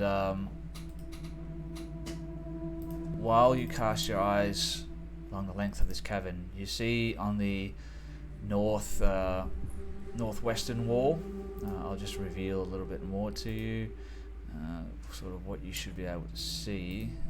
You should be able to see that up to there, you should be able to see that up to there, and around there. You see a large stone sarcophagus. There seems to be blood spatters sort of sprayed along the lid, which lies slightly ajar. And roll a perception check for me, Count Goldream. Non-natural 20. Holy shit, you are killing it tonight. Yeah, but I'm like, you give me any strength check and I would be like... Yeah, I should maybe have... results may vary. Maybe I should have asked for a strength check when you picked up that rock. All right, what do we get? We got a Yes, 20. definitely. All right, no, that's definitely enough to see. Just give me 1 second while I bring something up. I can give you a little bit more of a I was going to say detailed description. what Goldrin would probably do is do like what is it called, medicine or an investigation to see if the guy could somehow be saved or how the guy died. Well, I'll describe what you see first, because you cast your eyes over the corpse there, and you scan the room momentarily, and you look back and forth, and you have to do a sort of a double take, because you can see these long greyish fingers just sort of poking up over the top of the sarcophagus. And the way that I'll describe this to you guys, if you've ever seen like one of those videos of like a huntsman spider sort of just poking its legs out of the top of like a toilet bowl or something like that, that's kind of what you see, just these long fingers. I like huntsmans, that's a no, it's hard no. Something's just sort of grasping the top of that sarcophagus. Let's roll for initiative, ladies and gentlemen. Oh, damn it, can I get a cantrip message out at least? Come on. Alright, as I reveal... 22. What the hell? What's with... And for once, the initiative is good. Alright, oh! Unnatural one. 4. Ronan, buddy, you got a good roll that time. Yeah, for once. For once, see, I told you. It was just Ronan is just so used to sorting things with combat. Now that things are finally kicked off, the anxiety's just burnt away. He's in his Straight field in his now. element. He's in his element. All right, let me just change that one over to. Oh, I don't know. This one. Too loud. Let's turn that right down. And then we're going to swap back to our DM screen. And yeah, let's pick it up from there. I'm going to add this creature to this combat. There he is. And we go to the top of the round. It's going to be you, Count Goldream. I need to check my cantrips. Is a cantrip Sacred Flame real, or is that a homebrew thing as well? No, That is definitely real. That's a real one, yeah. And I'm gonna hand over control of the of this creature. You're not quite sure what you see yet, but I'm gonna hand it over to Christian. Lovely. I'm gonna go cantrip Sacred Flame. All right, so it's gonna have at least 3/4 cover, hiding behind that. But Sacred Flame, is that an attack? Must succeed on a Dexterity dex saving throw. throw. So no advantage from cover there.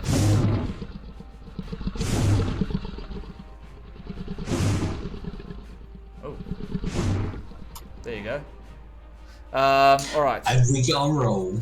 Roll a dexterity saving throw. Christian, do you want to do that one for me? Or Yep, no, that's fine. Give me 1 second. We have, pretty bad, a 4. oh, a 4. Okay, that's going to be a fail, I believe. 14s, yeah. I'm going to do a whole 4 points of damage. All right, 4 points of, and what kind of damage is that? Radiant damage. Radiant damage. Fantastic. All right, so 4 points of damage. So describe to me how that looks, by the way, this Sacred Flame. Let me just read the spell. Basically, there's just going to be like a flame appear above. You know how he's climbing above the sarcophagus. So on the top of the sarcophagus, there's going to be flames. And essentially, it's going to like send back and fall off, maybe, if the DM allows it. Yeah, absolutely. That's fine. You're still not quite sure what you're dealing with. So Ronan and Thistle, looking down the stairs, you see Count Goldream suddenly turn and raise his hands, casting this spell. Anything else that you want to do with your turn at this point?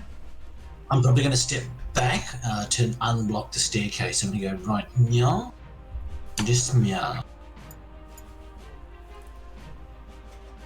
And I hope that's enough for everyone to like clue on.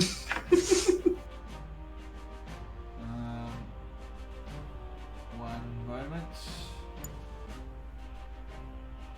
I think I spelled that really badly. Okay, that's all good. All right. So you're going to move back towards there, and I'm going to reveal a little bit more of the fog for you. You can see a cliff face that rises, I would say, well, you've been all the way around now, so I'll just reveal all that. You can see a cliff face that rises maybe 10 feet. No, probably not 10 feet. Yeah, 10 feet up. So you can see that little section on the left-hand side right there that goes up 5 feet and then up another 5 feet. Then we go to the next person in line, which is going to be our good friend, the warrior, Ronin.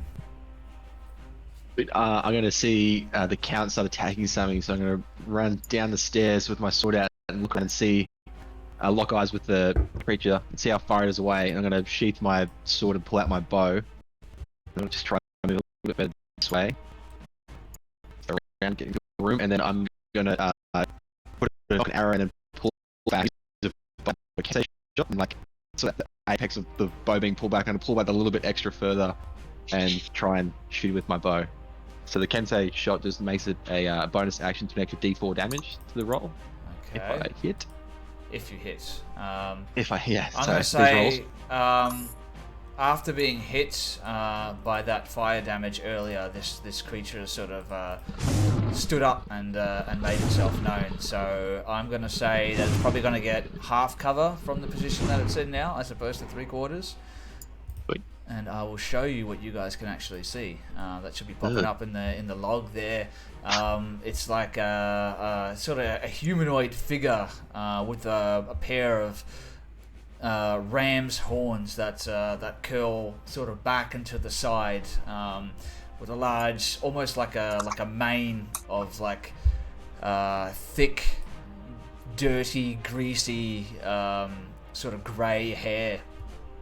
And a pair of like yellow eyes that almost like a cat's sort of reflect the light. What did you roll? Roll your attack for me. Let's see if you hit this thing. Does anyone else want to watch Pan's Labyrinth? Yeah, you're getting some Pan's Labyrinth vibes from that one. It's like one of my favourite movies all time, by the way. I am going to admit, and I'm a little bit ashamed of this. I still haven't watched it. Don't. Oh fuck. No. I haven't watched it. No. It's one of those movies that I wanted to watch. I'm a big fan of the director, but no, just never got around to it. You need to watch it. It's good. So a 12, Christian, is that going to be a hit with this arrow? No, that misses. So yeah, the arrow. Maybe this thing just suddenly standing up. Its hideous visage sort of caught you by surprise, and the arrow sort of clangs off the stonework of the sarcophagus. Anything else that you wanted to do? They're just reaching back for another arrow, and that's my turn.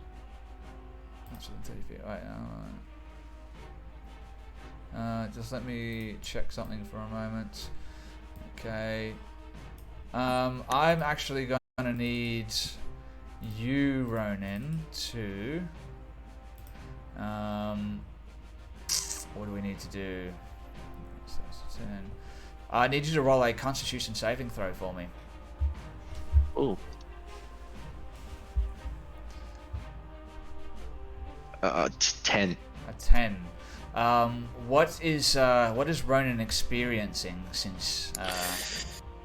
So, as you start to get closer to this beast, you get a clearer look at its visage, the yellowness of its kind of cat eyes. You also see wilting around, like the eyelids, is what you can start to kind of guess with the light finally reflected from Gold Dream, maybe pus or some sort of body ichor. And as you start to get closer yourself, you start to almost like gag, not from its presence, just from yourself starting to become sick, and feeling like you almost want to, at the moment it's not extreme, but like you want to chuck up, and you're actually going to take some necrotic damage. Give me 1 second. So you take 3 + 1, so 4 necrotic damage. Yeah, so just seeing this otherworldly creature with its like body fluids just leaking from these weeping sores on its head, just your body almost physically reacts to the sickening sight of this creature, and you start to retch, and some black ichor, actually, not like bile, but like thick black ichor. You actually cough up some thick black ichor, and you can feel your insides burning. Alrighty, anything else you wanted to do with your turn? You've fired an arrow and thrown up. That's me. Okay, Thistle, what would you like to do? You're in the fog. I'm going to move you to there so you can see yourself. Awesome. I would like to wild shape. Let's have a look. See. All right, I'll allow it. I will. Thank you. I was gonna use Moonbeam, but then I figured we're sort of undercover, so I will do a horse, please. A dart horse, to be specific. All right. Well, I hope you have the stats for that, because I certainly don't. I do. Hang on, what's happening? I'm wild shaping. So we got a wild shaping druid here, ladies and gentlemen. We have a wild shaping druid. More information for those who... Yes, I need a little bit of that flavoured text. So Thistle starts to transform into, what was it, a horse? It's a dart horse. Tell me So about it's that. a large beast. So, I guess all of a sudden, you guys just start hearing crunching, cracking. I imagine wild shaping wouldn't be a very pleasant experience. I imagine it would be very like bones reforming, clicking, cracking, shaking, and all of a sudden, just this Clydesdale pretty much pops up, and like, obviously, I'm sure you guys wouldn't have seen that before. She'd be sort of stunned. And I am going to run at our monster friend and back kick him. I've just increased your size to large, if you're wondering why you just grew 10 feet. Yeah, I was. Yeah. Yeah, I'd just like to back kick him, please. Oh, all right. So you just you run up to this creature. I'm going to need you to roll a con saving throw as well, because I believe that you also. Yep. Correct me if I'm wrong, Christian. If I'm doing this incorrect, but yep. Definitely correct. Thistle Elkith. I'll be one second. Alright. A 10. Unfortunately, that's not going to be enough. As you move within sight of this creature, the same affliction seems to afflict you as well. As you take how much damage, Christian? 3 necrotic, as a little bit of black ichor starts to drip from one of your horse eyes. Oh, she's crying. Oh, sad horse. All right. You canter up to this creature and you just try and kick it. Go ahead, roll that kick attack for me. Awesome. So to hit, it is just a general roll, and my mouse is going crazy. Here it is. One target, 9. Awesome. And it's gone blind. There it is. So, and now it won't roll. That's fun. So It's not allowing you to roll in your character sheet, is that correct? yes. Alright. Can you try the dice down the bottom right hand corner of the game log? Maybe that'll work. Yeah, just do a d20. Um.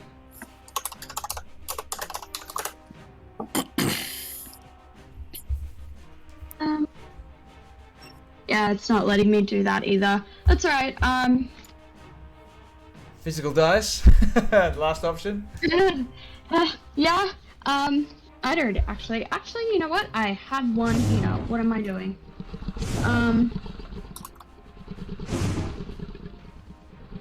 Sorry. That's right. If you need me to, just let me know. I can roll that d20 for you and just let you know what the result is. I promise. I Yeah, won't that'd cheat. be awesome if you could. It's a 1. No, sorry. Okay, I'll actually roll it. Let's find out. A d20. Oh, it's not good though. Draft horse is a +6 to hit. Alright, so that's a 6, so that's a 12 to hit. Christian, is that a hit? 12 doesn't quite make it. This creature starts, as Sven was explaining, stands up on its long kind of twisted feet. And is nimbly moving out of the way now. It's not that you just completely miss. The creature is extremely agile by the looks of it. A long whipping Oh, tail trailing it. behind it. That's also just leaking some of that bodily fluid, and it whips it around, and it sort of splashes up against the wall of the cavern. Is there anything else that you'd like to do now?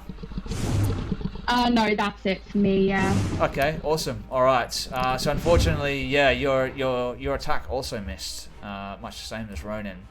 And now it is the creature's turn. Christian, what does this creature do? All of you now in your minds hear that same crying start to morph and deform, but rather than from a location, you can now sense that it's coming directly from your mind. Previously you thought you'd heard it, and now it seems to be telepathically speaking to you. And then in a language before you guys, everyone actually other than Butterfinger doesn't understand, this twisted tongue and demonic rock music playing backwards, sort of speaking. Everyone not understanding what these almost cursed words are. Butterfinger, you do hear in Abyssal, you understand the creature saying, "This is mine area. These are my bodies, and you will join them." And with its turn, this creature is going to flick around to the right side of the horse, trying to get to its flank, and whip its barbed tail into the underbelly of the draft horse. That is a 23 for those playing at home. Yeah, that hits. 23 to hit. You take 7 points of piercing damage. Awesome. And then can you make a secondary Constitution saving throw, please? I definitely can. Slight correction, it's ventral. You're a vengeful. I got a 6. A 6? Lovely, that's what I like to hear. Oh, there we go. Yeah. For a second, the barbs are kind of stuck in your flesh, similar to that of a porcupine attack. The tail is still attached to this creature, and it reefs around for a second before yanking them free. But you can see that kind of pink sap that was leaking from its eyes and its wounds, and profusely from its tail, is now seeping from your wounds themselves. Obviously this is in the heat of combat, and half a second goes by as you almost think you notice with your passive perception 1 or 2 flies fly out of the wound from your body themselves, and your maximum hit point is going to go down by 3. Nasty. Stop. Okay. Do keep in mind, Thistle, while you're wild shaped, you do actually take on the physical attributes of your beast. In this case, Yeah, it's the I did. horse. So yeah, so you have the hit points of your horse, and once that's I reduced to forgot about 0, that. you'll change back into your human form. So you might need to actually keep track of your hit points just separately on a piece of paper or something like that. Just to Yeah, sure. make it a little bit easier, or on your phone, or whatever. Alrighty And then. that is the creature's turn as it screams out and finishes. Alright, and while this thing is speaking, of course, Butterfinger, you understand it. The rest of you just hear this, "Yep, right, kids, right," and that's what you hear, and that's what you see happen. Except for you, Butterfinger, you don't see shit because you're not even in there.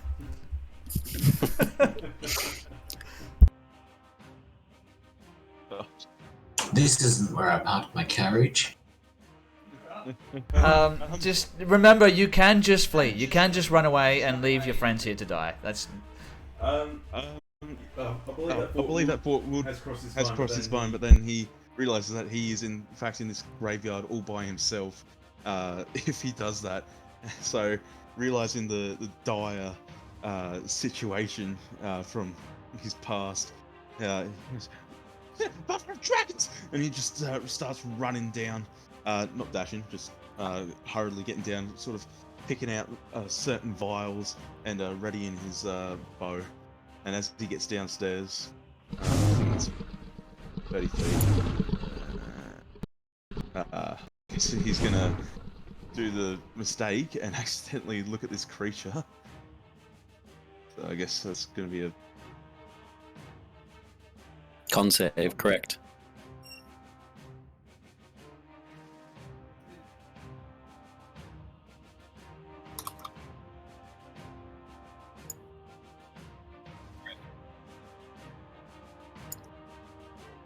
I think you're muted, Sven. yeah. No, you're right. Sorry. Just reading the description of the creature here of that particular effect. Does he need to make that con save? Considering. Not particularly, but that was just how you'd started it for everyone, so I figured we tweak it and just go along with it. Yep. When Okay. when they start and when they enter. All right. Yep. Okay. No worries. Yeah. Make a con saving throw for us. okay. Con save for it. Don't want to give special treatment just to Butterfinger. 10. He's in the room with me. If I'm too harsh, he might just pop me one in the mouth for real. All right. No, another. I think everyone rolled a 10 on their con saving throw. I'm loving these. Similar situation as your gut seems to be so unbearably painful.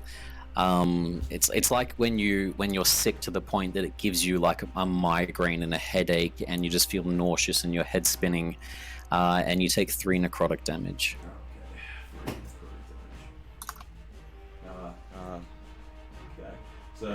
So he goes downstairs and he lays eyes on this creature. He pulls out a vial and quickly attaches it to his bow. Upon just shaking, he's going to take a shot using one of his swarm creatures.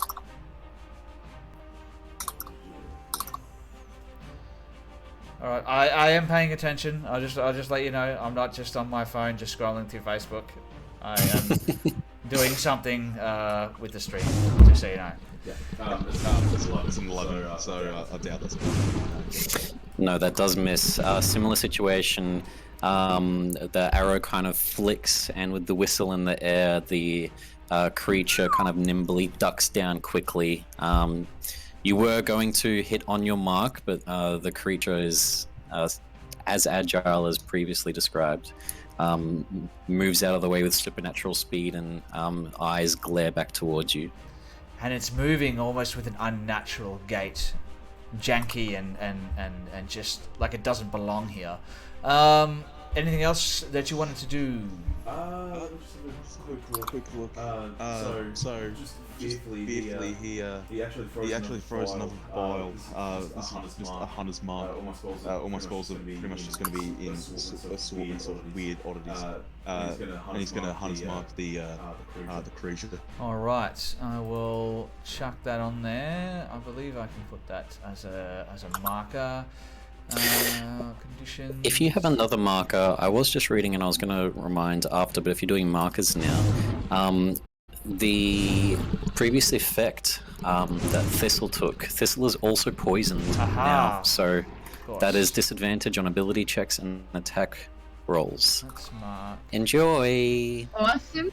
Oh, I actually can't do that for Thistle. She needs to do that for herself. Or we can just keep it in mind that Thistle, you are in fact poisoned. Do you want to see if you can add that marker to your character?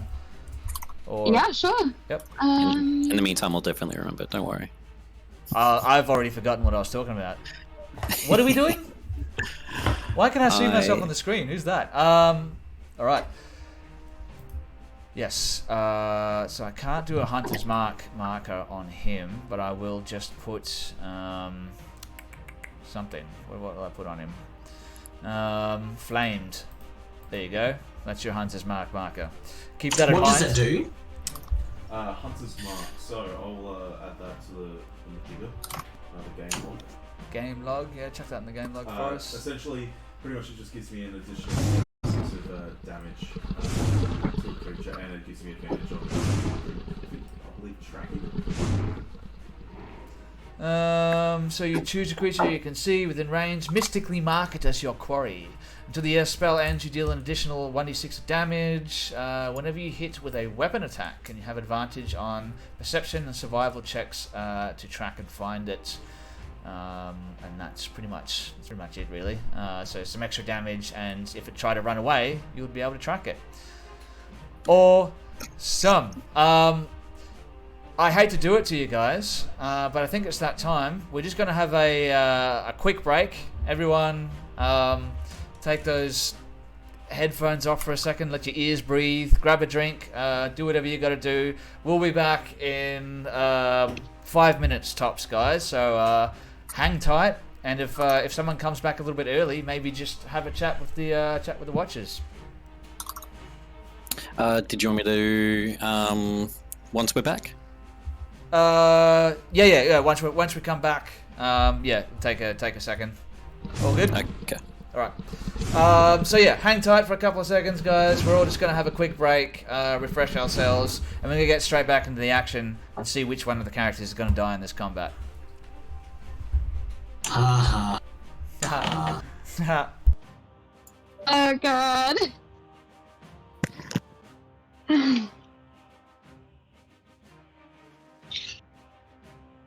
Are we muted on the stream? I think we are. Once we... No, we're not, actually. Oh no, it's delayed.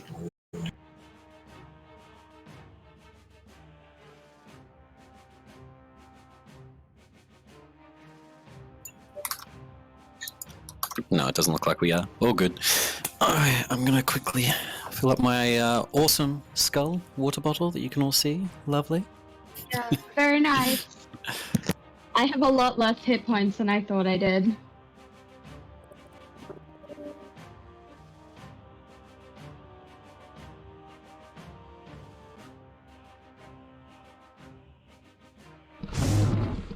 Yeah, enough of that horsing around, hey.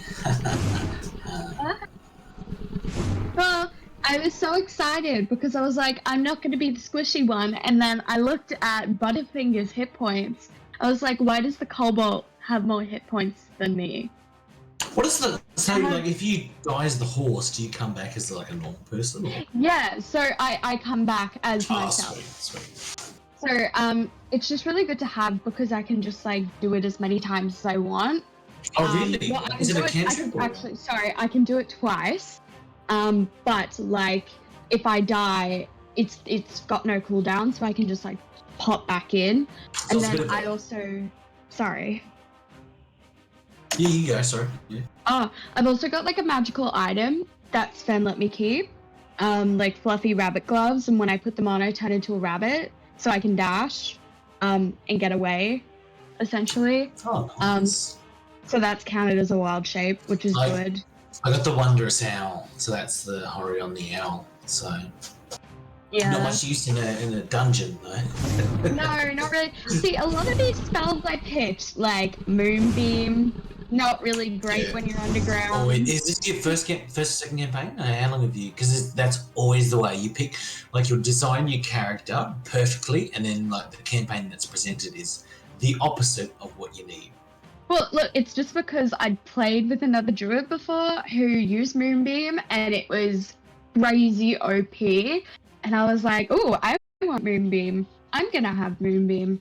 So, What's on that I don't know. healing one that I saw? I didn't even know it was one of the Yeah. was Christians. I was like, I'll take that. Yeah, that's pretty OP. I'll take.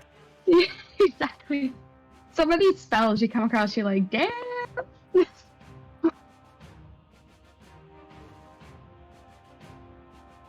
I was gonna do some summoning, but then I read it and I was like, that's too much information for me. Yeah. Moonbeam, by the way, a silvery beam of pale light shines down in 5-foot radius, 40-foot high cylinder centered on a point within range until the spell ends. Dim. What? Is that on my reading? But yeah, I mean, like, if the DM lets me, I'll use Moonbeam, Oh, but I good. highly doubt it. Oh, shape changer. Yeah, a shape changer makes a saving throw with disadvantage when it fails. It also instantly reverts to its original form and can't assume a different form until it leaves the spell's light.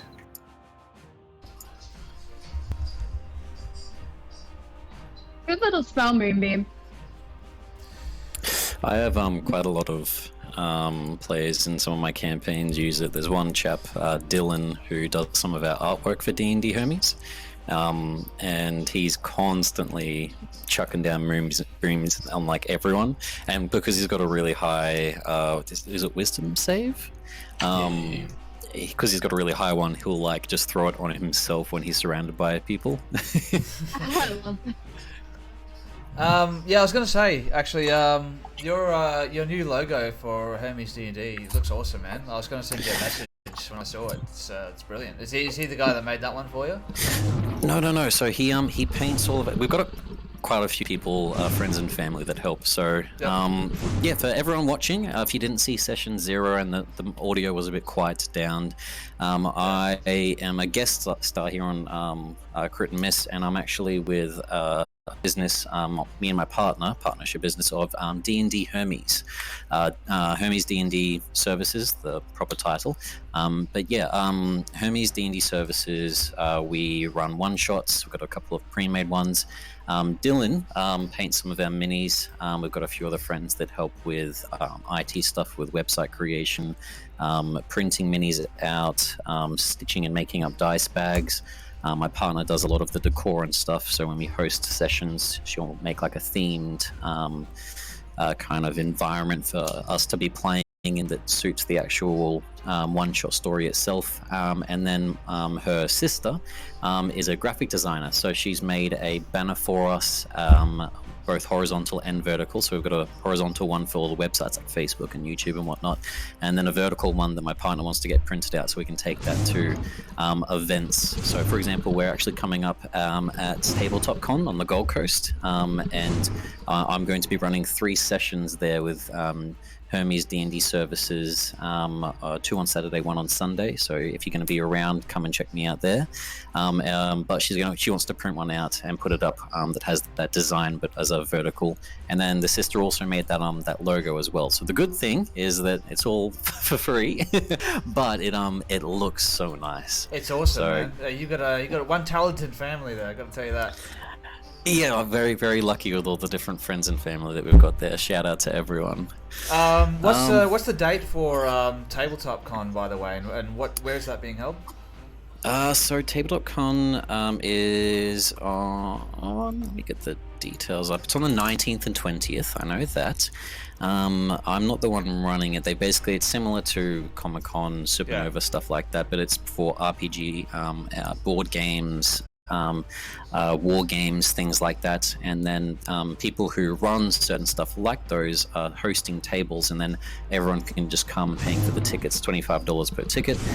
Looks like the location is 6 Lawson Street in Southport.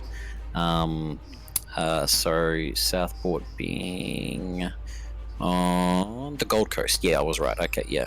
But yeah, if anyone's down on the Gold Coast or you want to go and visit there, it's really cool. There's people doing things like Warhammer, Pathfinder games, D&D, obviously myself there. Maybe Sven and George can come down and you can both play at my table. I'll tell you what, man. If people donate enough money to me, I'll buy myself a ticket and I'll head down there. But no, definitely anyone in the area, anyone in Brisbane, Gold Coast area, and in Queensland, go check that out because I'm pretty jealous. If I was in the area, I would definitely be there. Unfortunately, it's a pretty long drive from Townsville to get down to the Gold Coast, and we've had someone drop out. Yeah, it's happening. Damn it, George! Get your shit together. Well, we can't blame his internet now. Okay, it's probably just the computer. Yeah, it's maybe it's got something to do with your camera. I don't know. Maybe I'm gonna fix it, but I'm back again. He's back again. We'll wait one moment while the feeds sort themselves out. There we go, back to normal. And there's our beautiful friend, George. Beautiful. Beauty is in the eye of the beholder. I don't want to fight any beholders. But anyway. We'll see how this goes. Oh, speaking of beholders, roll a perception check for me. No, just messing with you. I got to say, beholders are one of my favourite monsters. I know that they're a total pain in the ass to run as a DM, but they're just that classic D&D monster, and I still haven't had the chance to drop one on someone yet. So I've chucked the link for Hermes D&D services in the chat for their Facebook page, so check that out. George has also chucked the link for the Dungeon Ruse Facebook page in the chat. Definitely check that out.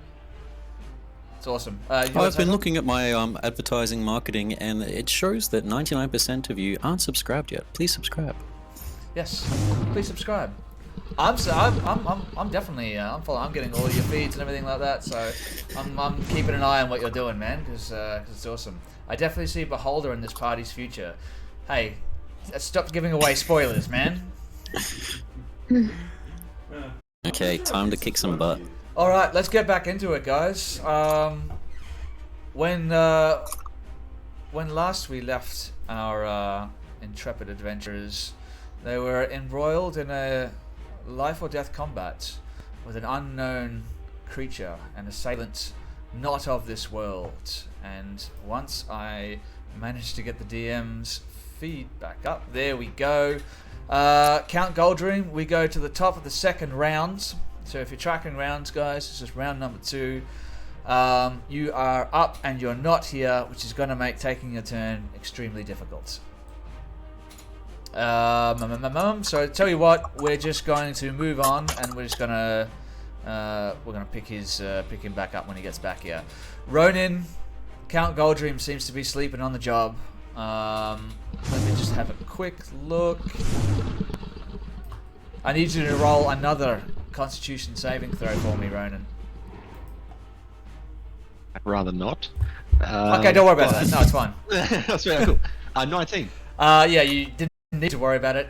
You passed that Constitution saving throw. Have a quick look at this. Yeah, okay, sweet, cool. You discontinue vomiting black bile and you regain your composure. What do you want to do? I'm gonna wipe the sort of remnants of the black stuff away from my mouth and what? Why is there a horse in here? Ugh, and then I'm gonna sling the bow and draw my sword, and then avoiding this hole, run up to the sort of flank of this creature and have a swing with my katana at its sort of side there. As you sort of wipe this bile from your mouth, you look down at the pool of the bile down at the floor, and you can now see that there's sort of flies sort of erupting from what's that phobia called when you have a phobia of things like lots of small holes and something? Oh, that's on Oh yeah. Phobia? Yeah, and it's Isn't that's sort of happening to this black I have bile, that. Don't. and Let's not talk about these that. flies are sort of erupting from these holes and buzzing around. Yeah. What do you want to do? Do you want to make an attack or just surrender? Yeah, running up to its side and just having a slash at its ribs with my katana. All right, let's see what happens. For a For those playing at home, it's tripophobia. Put that in the chat. Don't look that up, guys. If you don't like gross things. No, I'm sorry. It's 7 so not close quite to gonna be enough. 20. Sweet. After I just missing, just completely swinging through with the with my short sword, I'm going to use the momentum to carry myself around and bonus action do a flurry of blows. All right, I love it. So sort of like do like a butterfly kick with both my feet and try and hit him, please God. A 21 for the first one, and a 9 for the second. The 21's got to be a hit, so roll that damage as I just see if this thing can do some fun stuff to you. So 7 points of bludgeoning damage as I kind of clip the back of its head with my foot. Spinning heel kick, right to the back of the head. Lots of creatures are weak against spinning heel kicks to the head. 7 points of damage. Alright, not too bad at all. Chipping away here, chipping away. Anything else? You've made I just sort of have my sword ready and just sort of on guarding with it, and then that'll be me. Alright. Thistle, the draft horse. It's kind of tight. It's tight quarters in here for a horse, but do you have space to move? It is, in fact.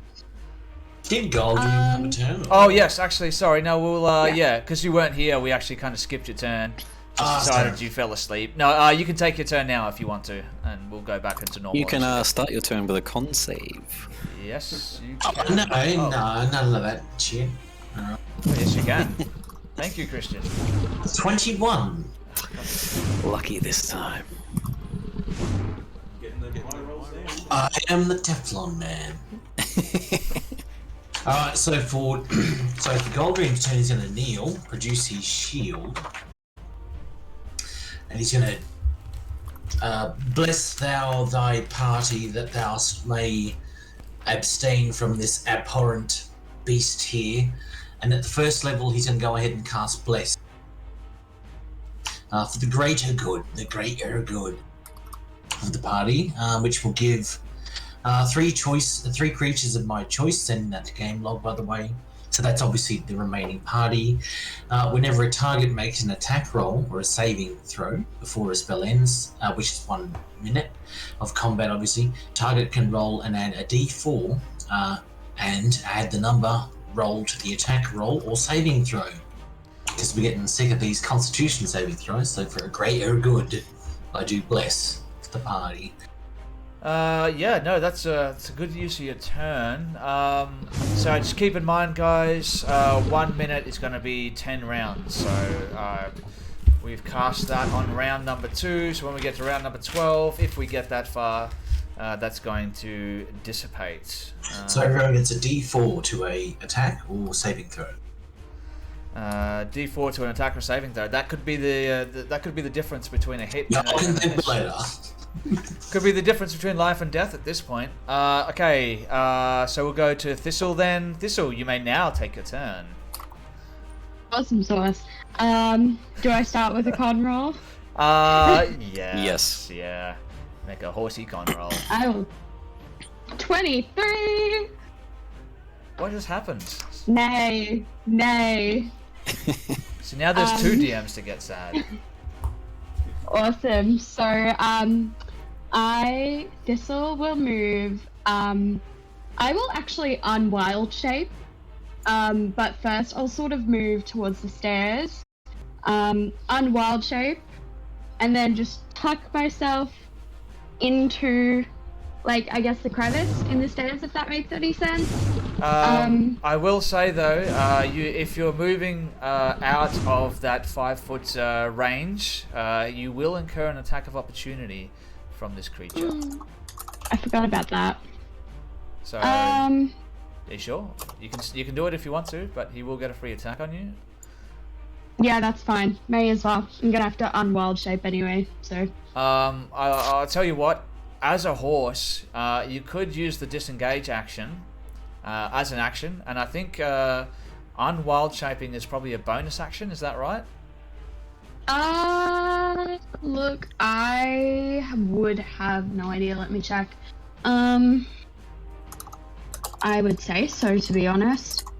Yeah, I think it's a bonus action to wild shape, so it would make sense that changing back would also be a bonus action.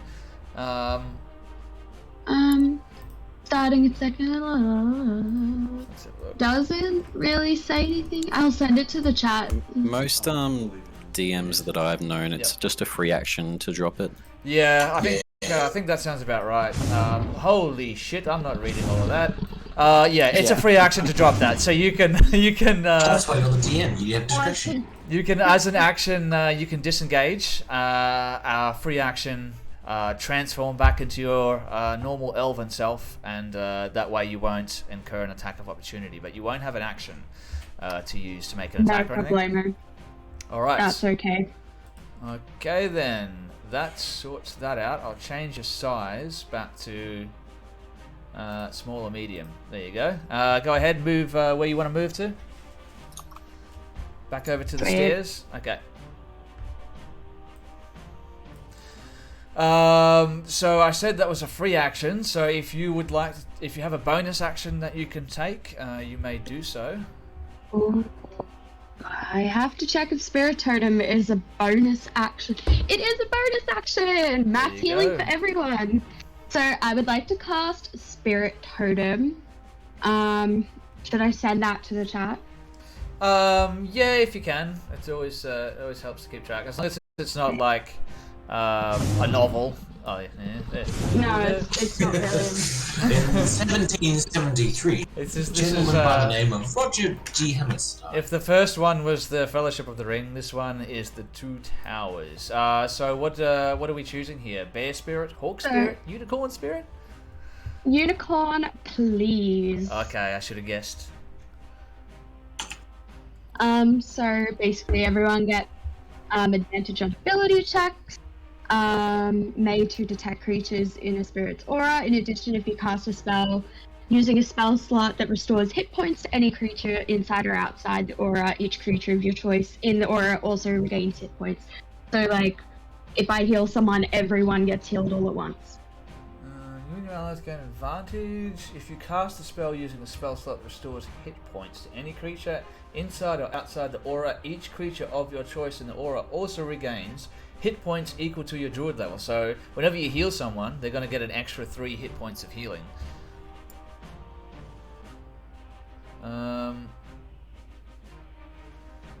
If you cast a spell. Yeah, okay. Yeah, no, that's cool. I like it. I like it. How wide is that aura? Let's have a look. The aura is... Oh, it doesn't actually... Oh. 60 feet? 60 feet. I thought it said. Oh, okay. You place it somewhere. Yes. Okay. As far as I know. Let me find a unicorn for you. Unicorn. There you are, my majestic friends. Where would you like to... Oh, no, let's not make him large. Let's just make him normal size. Where do you want your unicorn to be? Oh, just in the middle of the room. He's just vibing. Over there. I'll give him a 60-foot aura. That way you guys will be able to track exactly where this takes. Well, let's not put that on there because it's pretty much going to cover the entire combat here. So yes, any healing cast by Thistle now does an extra 3 points of healing. So that's awesome. All right, Christian, you're up. Lovely. So the creature is going to pounce once to the left of Ronan, still being in combat with him, kind of kneels down quickly on all fours and then jumps back up. Thrash its tail at him once. I'll make an attack. 14 to hit. Misses. 15. Oh, Misses. Nice. Lovely, lovely. And then, even with the opportunity of attack, is going to use the rest of its movement to get just here. You're walking into my trap. I don't have a trap, I'm joking. And get to the two smaller, easier-looking targets, and end its turn. All right, provoking an attack of opportunity from you, Ronan, if you wanna take it. Absolutely. Yeah, I'll just slash out quickly with my short sword for a 21 to hit. Definitely hits. Yep. For 6 slashing damage 6 up its back as it sort of exits my range. All right. 6. Oh my god, my brain's not doing maths anymore. All right. That's how much health it has left. Awesome. Good. Yeah, you take a good slash at this thing, and your sword cuts through its epidermis, and similar to the black ichor that sprouted the flies, which spilled forth from your mouth, flies pour out of the wounds. You can see the flesh sort of bubbling just around the laceration on its back, and flies just pour out. And the room is filled with like this just repugnant, sickening smell. End of your turn there, Christian? Yes, that'll be the end of the creature's turn. All right. Fan favorite, Butterfinger. What do you got for me? Well, don't I have to do a Constitution saving throw? Yes. Okay. Alright. So, con saving throw. It is a 13 plus 2, 15. That does save. Managed to hold your guts down as you feel Plus 4 because of the bless as well, yeah. But yeah, you do manage to keep your composure and stop the infestation of the aura of being next to this monstrosity. I do feel like Butterfinger, like you should actually want this to happen to you. You love bugs, don't you? Well, you see a little bit of you can see fear in his eyes as this creature is just bouncing and pouncing around, and you see him beginning to shake, and you see tears begin to well in his eyes as he swallows that bile, and he goes onto his knees and starts putting his hands together and goes, please don't hurt me, as I'm going to use my racial trait, grovel, cower, and beg. So once per short rest as an action, I can cower to distract foes. Until the end of my next turn, allies gain an advantage on attacks against the enemy within 10 feet of you that can see. I love it. Yeah, Butterfinger is just down on his knees, just begging for mercy. And it seems to have distracted this creature for a moment. Its sort of neck just sort of moves back and forth as it's watching him. Right. Top of round 3, Count Goldream. Did I hear that I have an advantage on You attack? do, my friend. Everyone. Con save? Oh, of course, Constitution saving throw. Does 16 save? Yes. Yep. So before he does this, he's going to say, no more Mr. Nice Guy. And then I'm going to cast. This is a stupid question because hopefully Goldrin would know this. You mentioned necrotic damage. Can I use necrotic damage on this guy without healing him or anything? Or I guess you wouldn't know that, would it, Christian? How would you rule that? No, we'd have to be a test and see. I guess if you wanted to give him a Well, with this background of this creature, it would also be a religion check to see whether or not this type of creature would be affected by certain types of magic. Yep, I'll allow that. 17 rolled. 17. Yeah, I would say that's probably enough for you to have at least some sort of understanding of maybe not specifically what this creature is exactly, but now that you've seen it moving, you've seen the way it moves, it attacks, and you heard the way that it speaks earlier. You have an understanding that this is in fact some type of demonic creature, and you would understand that it's not affiliated with necromancy or anything along those lines. So probably okay to hit it with necrotic damage. Probably. So Goldroom's a little pissed, so I'm going to cast Inflict Wounds at the 2nd level. Alright. Inflict wounds. Is that a 2 hits? Oh, damn it. What was the bonus from the attack? So it's just advantage. Oh, so yep. Roll. Is this a spell attack? Is it? Yeah. Hang on, let me check. So I said Inflict Wounds, yeah? So Yes. I'll share it just in case. Make a melee spell attack, so that's with advantage, yeah? That is correct. Unfortunately, the area for that is touch, so you'll need to be in Oh! melee distance. Alright, I didn't say that. I said Golling Bolt. Oh, did you? Oh, sorry. When I watch this stream back later, I'm sure I'll hear exactly that. Yeah, alright. I'll tell you what. You can use inflict wounds on Butterfinger if you want to. I second this. Alright, with advantage, does a 17 hit? Yes. Yep. 15 damage. Oof. Son of a bitch. Alright, 15 damage. And as far as you can tell, that all seems to have gone through. This creature recoils as your guiding bolt slams into it. Catching it on the, let's say the sort of, where the bicep sort of connects to the shoulder, and you see like a large chunk of its flesh just sort of decay rapidly and sort of slosh. Oh no, it's guiding bolt. Sorry. So it just slams into its shoulder, and a large part of its flesh rips off with a sort of like a dry tearing sound, and more flies erupts from the open wound.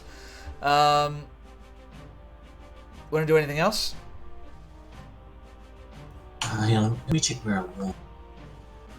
I might. Can I move around the? Yeah, I might move around the corner. Yeah, because I can move as a bonus action. I can move. Yeah. No. Just as your move action, you can move. You still have a move and your bonus. 30, so 30 feet. I think I might go. Actually, there again, just there. Yep, you can definitely make it to there. End turn. Now that you're there and you've done your turn, I know how dangerous inflict wounds is, so I didn't want to say it at the time. But you could have moved and then inflict wounds to me from there, because that's within 5 feet. I need to move someone. Oh, true. Yeah, Hands off the chest piece, my friend. Hands off the chest piece. You moved queen. I wanted to wait until you were done. That's your move. Duly noted. Thank you. All right. Then we go to our stout warrior, Ronin. What do you want to do? I'm gonna run right up to the creature and just in my head wonder why the horse is now a unicorn. And thank you. Someone's keeping up with the law. I'm gonna use my short sword, get up right up into range. Do I make a con save still? Yes. Gross. Hey, you don't knock yourself in for that sort of stuff. Thank you for keeping us honest. If someone does that enough, you get a point of inspiration. But so a 13. Plus D4. So plus a D4, 17. Yes, I do. Thank you, man. Yes, you Get out of here with that D4. 10 Bullshit. rounds, if I'm not mistaken. You damn dirty cheaters. Okay. I blessed them. You pass. I blessed them, goddammit. You pass. Okay, cool. Yeah, I'll get right up into where I can get there if I can sort of squeeze a little gap there. And then I will attack with my short sword with advantage from Butterfinger. Yes. Happy.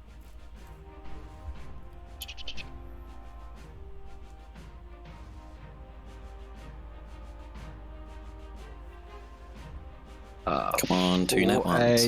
a dirty 20 to hit. Very nice. Yes. Nice. Come on. Christian, give us some flavor text for this attack. The creature's kind of just being surrounded at this point now. It's almost going down on all fours.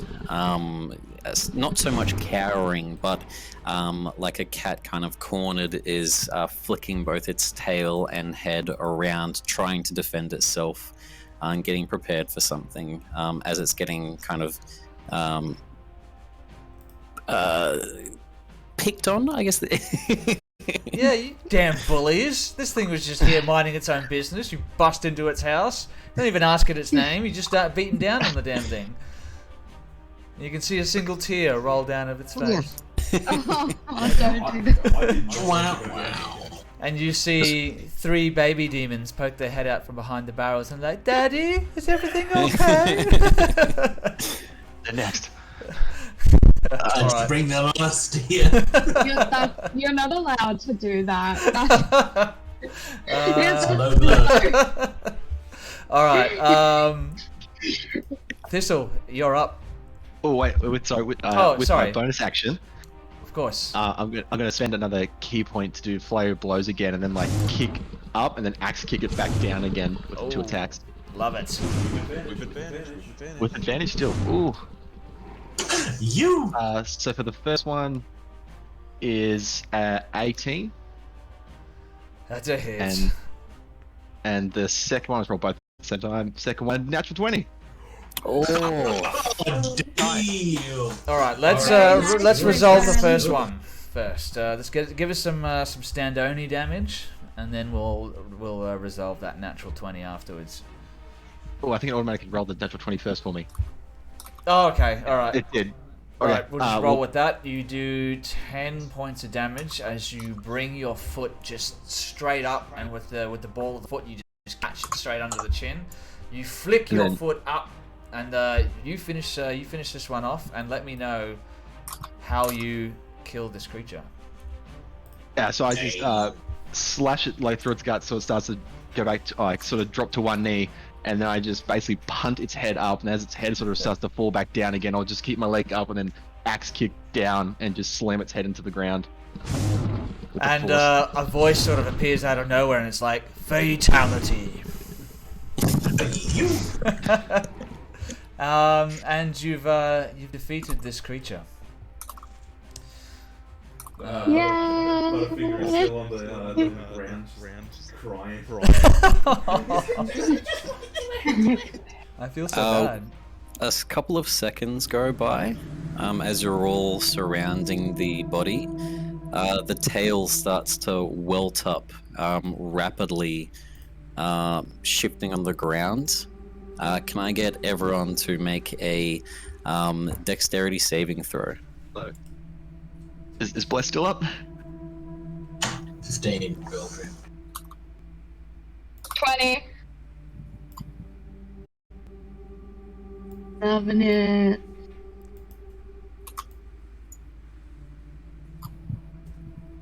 Lovely. The barbs explode out in kind of a shrapnel around within a 5-foot radius, which just so happens to be everyone. Butterfinger, can you make a con save? Oof. Okay, strong save. There's a con save. This would be quite the tail. 12. You take...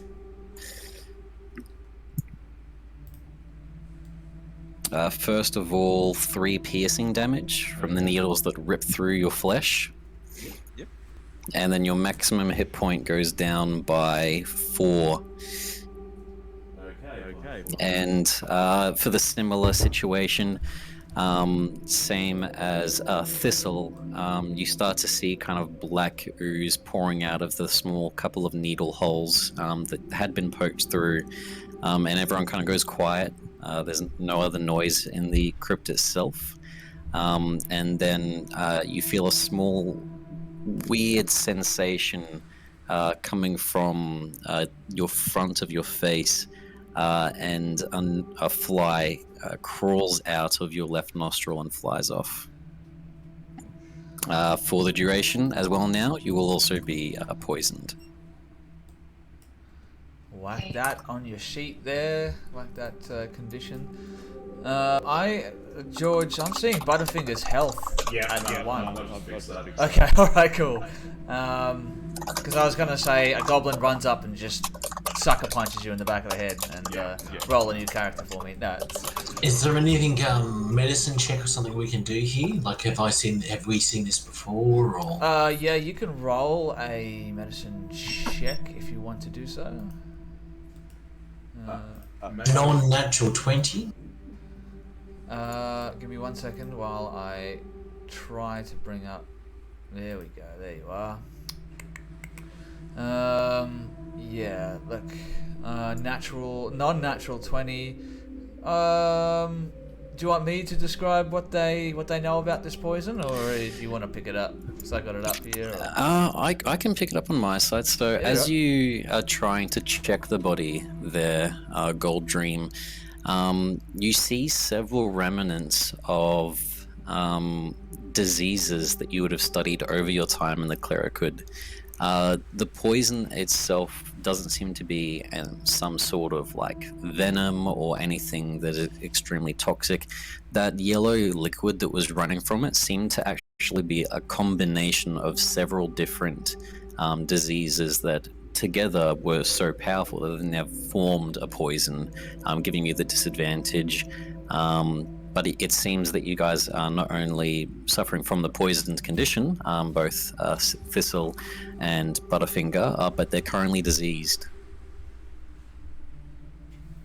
I'll quickly bring up the conditions. I usually have that open so I can describe what the conditions mean for people. Just hang tight for 1 moment, and I will describe to you exactly what that means.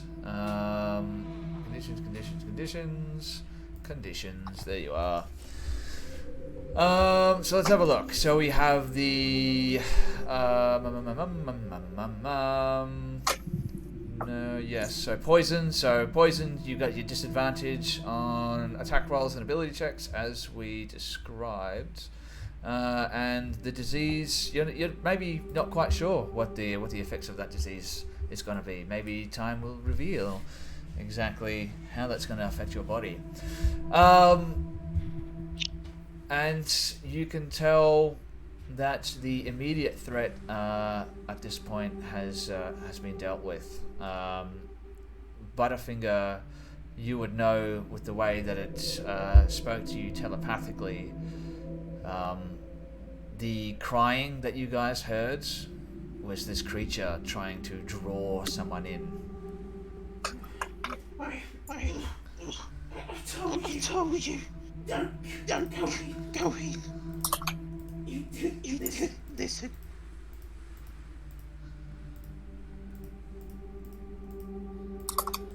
Alright. Slowly back away from the kobold.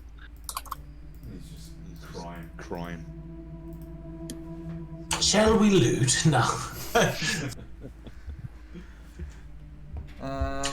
As an investigation, I would check to see if there's anything else around, anything moving, anything out of the ordinary, smells, sight, sounds.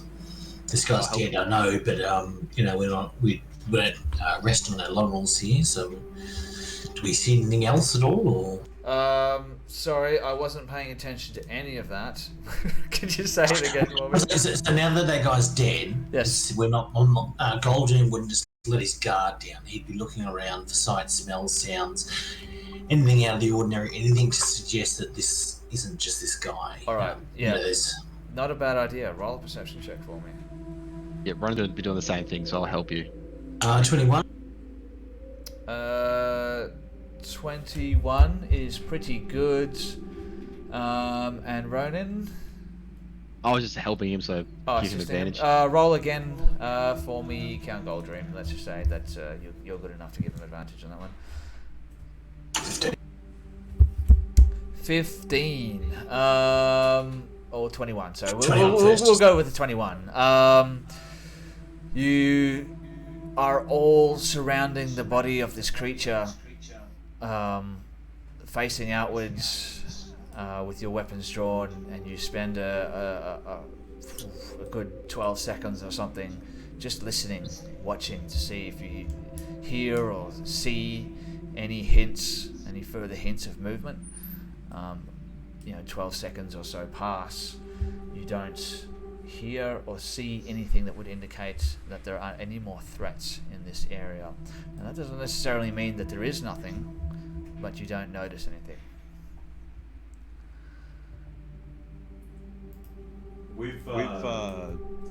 I have beans as my favourite enemy, due to disgust. Can I roll an intelligence to recall information about them? Obviously, the advantage and disadvantage will cancel it out just to be a straight roll. I mean, okay, yes, go for it. Let's see what we come up with. Okay, with a neg 1 is... It's a 2. Yeah, no, it looks like a big rabbit.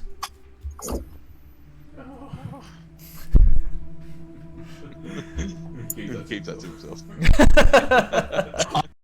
I'd be like, I don't detect any evil in the presence. Perhaps we should make the best of the looting circumstances.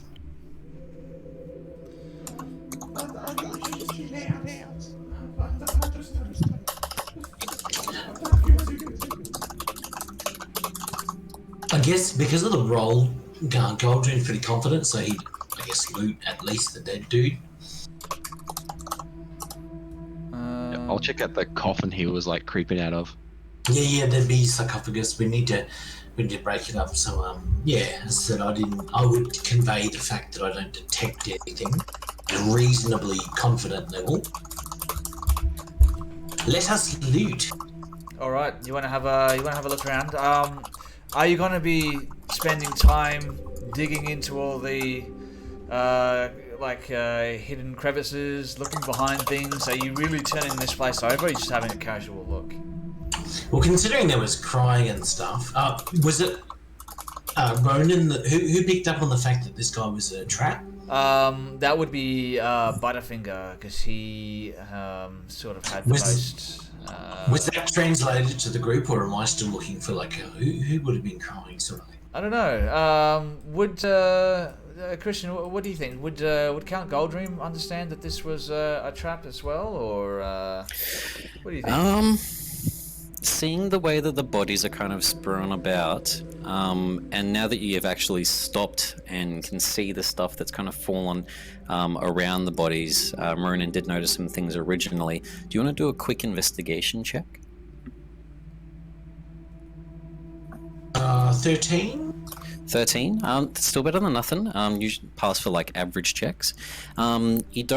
You can't Batman it. You can't think walking backwards what happened to the people here, why are they laying in that situation and pose or whatever. But what you can kind of figure out is that the people that are here, you reach down and kind of touch their skin, see the situation. They look like they've been dead for a while. Not an excessively long amount of time, but at least within the 1 to 2 weeks. So they possibly were attacked before Dunbridges was attacked, maybe visiting this crypt when all the demons started to kind of appear and amass in the forests around.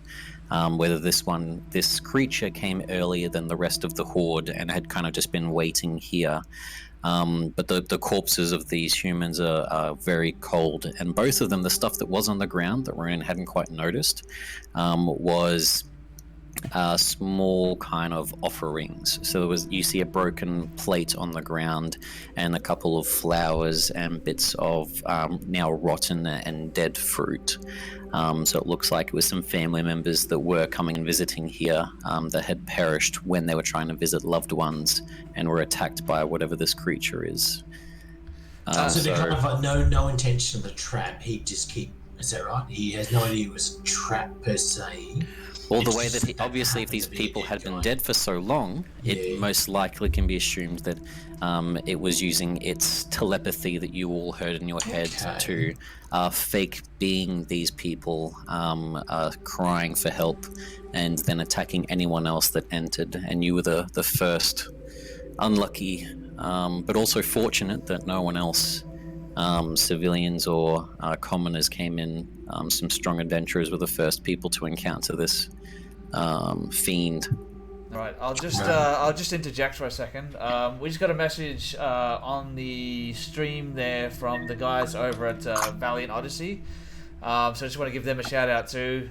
They've been supporting us as well by checking out the streams and all that kind of stuff. They are another Dungeons and Dragons podcast. You can find them on Spotify. And they're unique in that their setting is actually like an ancient Greek style setting. It's a pretty cool podcast. Some of the earlier episodes have some audio problems, but you get through that, and it's a pretty cool adventure. So check that out as well, guys. Sorry, just wanted to put that in there because they support us. I feel like I want to support them as well. All right, so that's the information that you have at this point. Anything else? I would convey to the group. I believe the evil has been dealt with. We can loot or rejoin the civilians. It's up to you. As in looking to everyone else. Butterfig is pretty much ready to go. Colour in his skin is drained, so it's off whitish red. Like very sick, very sad. Anyways, so be it. That's one vote for get the fuck out, and I cannot. All right, so we've got 2 votes for get out. What we have 1 for looting, and I think it's going to be a tiebreaker from Ronan. Yeah, I'm definitely doing a once-over of the sarcophagus that let's the creature loot. was hiding Let's behind. loot. Yeah. All right, I'll give you guys your. Wait, let me check something real quick. So Sven, the DM, would have put all the loot here. Just saying. So Yeah, I definitely would have gone through this beforehand and put loot everywhere. I didn't change. Just stuff shout out to last Baz, second. who would have looted everything that moved. Barry would have looted it while you guys were still fighting, and he probably would have looted you if you died. So, with just a quick look around, you actually find among the offerings a zircon gem. You find among the offerings 120 copper pieces and 10 silver pieces. These seem to be offerings given to long dead ancestors of folk. Goldrin wouldn't touch anything that was offered to the dead. Like if it wasn't on the bodies, I would just walk away. That's not cool. This money you would find inside the sarcophaguses. A lot of these gold, not the gold. Sorry, the coins are minted in very ancient sort of fashion. These were offerings given to those who have passed away to bring with them to the afterlife, type of deal. Without saying anything, he'd just ignore it. He'd walk away. He wouldn't touch it. All right, we're moving on. Yeah, I'll. Unless you guys want to loot, you guys do whatever you want. But lawful good, he wouldn't touch dead offerings. Did someone have something to add? Sorry. Yeah, well, as like the cat's sort of leaving, I'll just be like, yeah, we should leave this for the dead, and I'll like try and slide a hand pocket the gem. All right, give us a. Yes, thank you. You guys are lawful good. You do what you want. Give us a sleight of hand. Why? Yeah. Why not? Why not? Just keep the trade going. Natural one. Yeah, you you sort of you try and slide a hand this gem, and it catches the edge of the sarcophagus and sort of dunk and knocks it out of your hand, and you quickly bend over and pick it up, and pretty much anyone can have seen that happening, because their passive perceptions are slightly higher than 4. I don't judge. I'm off. I'm on the way. Ronan's just outside of combat. It's just not his thing, man. But as soon as combat starts, he's just slicing people up. All right, so you take what you need. I just wouldn't say you guys. Yep, help yourself.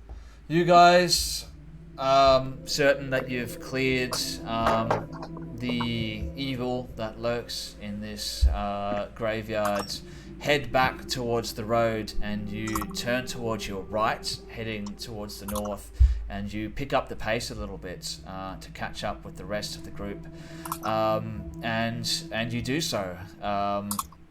They start to ask you questions about what happened. I'm assuming you guys let them know what you found, what happened while you were there, unless you wanted to keep it a secret. No, we'll tell them. We'll tell them? Yeah. All right. You guys just let them know what happened at the graveyard. You relay that information to them, and I think I've got a... Oh no, there you are. I've just got to add our good friend Butterfinger to this scene. And I will quickly just give you guys a little bit of flavor text about where we end up, and I will change this to some really loud water. Turn that down a little bit. Oh, look, we have another raid. How's it going, Crusher1101? Thank you for joining us. We're just sort of on the tail end of the episode now, but I really appreciate it, man. Give you guys a little bit of flavor text when I find it. Oh no, I've moved my notes all the way there. Let's have a look. Sorry. I think to the party, Coldream would be like, sorry, not to the party, to the civilians of Coldream would be like, there was an evil that was vanquished. That is all you need to know. We must move forward. Alright. Thank you for filling the gap there for me, Count Goldream. You're welcome. As you guys continue your travel through the thicket, you begin to hear the faint murmuring of water. And as you pierce the tree line, you see a shallow 20-foot wide stream cutting from east to west. On the opposite side, perched atop a 5-foot embankment, you see the mouth of a cave, only 20 feet deep into the hill face and 40 feet across. You can see signs of previous habitation in the form of a fire pit in the center of the cave. The walls and floor of the cave seem to be made of a dull grey slate. And that's what you guys see. And Roald starts to lead the group across the stream towards the cave. Does anyone have a thematically awesome line that they would like to shout out before the end of tonight's episode to finish up with?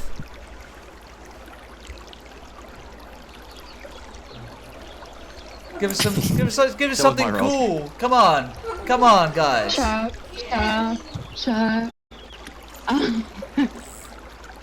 I don't know how Thistle and Butterfinger both. All the one-liners. Thistle and Butterfinger both try to come up with something, and simultaneously both burp out a fly each. And then the fly just sort of starts to fly up above the tree line, and the camera sort of follows it as it flies up over the edge of this sort of basalt sort of hillside, and as it does so, you see sort of a wide vista of a wild sort of a wild wilderness. No, I'm doubling up on words there, but you see like just endless stretch of expansive wilderness, and fade to black. That's the end of the episode. Awesome work, guys. Thank you very much. I've really enjoyed that. Just for the couple of people from Crush's raid that are still here, I see obviously because we were ending, a couple of them probably just popped off straight away. Did you want to put the picture back in of the creature and we can just give a quick 10-second overview of what happened? Absolutely. Just in case they want to join up from the next session. Of course, after tonight's episode, I'll get some time during the weekend to chuck it up on YouTube as well. So if you want to check out all of the action, it'll be up there sometime during the weekend, but I will chuck that up. Just give me one moment. Oh no, the creature's back, guys! What happened to Goldroom's owl, by the way? Basically, for all of you there from Crusher Stream that came across, thanks for coming in. Sorry that it was bad timing. But basically, the party had been leaving from a town that had been kind of overthrown and attacked by a bunch of monsters in the night. Different types of demons, fiends. Was hard to kind of tell in all the chaos. As the party and a couple of survivors were traveling through the leader of one of the last surviving kind of captains, Roald, they heard some crying off to the right at some old ruins, a crypt of the town. Yes, and they went to investigate where they had been lured by this weird, diseased, infected goat-looking creature that attacked them down there. It infected both Thistle the elf and Butterfinger the kobold, and then they managed to take it out as its barbed tail exploded in kind of like a suicidal last pact. And that was the ugly beast that they just vanquished, and now they've finally made their way to the cave. They're spending the night and then formulating the next plan of their escape, basically, from this horde of creatures chasing them. I'll give you a little bit of flavor text for those for the Beuler's owl. Yes. That's the one. Incarnations of chaos and evil. That's the description for demons. Sorry, the Beuler's owl. Diseased manifestations of animalistic rage. Beuler's owls embody the violence of nature. Across the abyss, Beuler's owls lurk in deep canyons and lofty crags, and many find a place in the ranks of the demon lord's armies, serving as foot soldiers in the abyss's endless warring. So that's what you guys came up against, and you managed to come out on top. Now, to round out tonight's episode, I promised it we'd have a bit of a special announcement. So, guys, if you want to... Oh, hang tight, we lose... I'm back. There he is, he's back again. There we go. So, to round out tonight's episode, I have a little bit of a special announcement regarding the future of the stream. Now, I have got in contact with a local musician, and they were awesome enough to put a little something together, a little theme song for our upcoming adventure once Amongst Shadows and Stone is finished. That will be coming sometime in March. So I'd like to invite you all just to hang tight, and I'll give you a little preview of that theme song. It's so awesome. I wanted everyone to hear it straight away. Like, when he sent it to me, like I wasn't expecting much, because I just asked for like help for free, and this guy was just so awesome that he put this together completely for free and is allowing me to use it. So big shout out, friend of the show, Gus Honeychurch. Let's check that out right now. Here we go.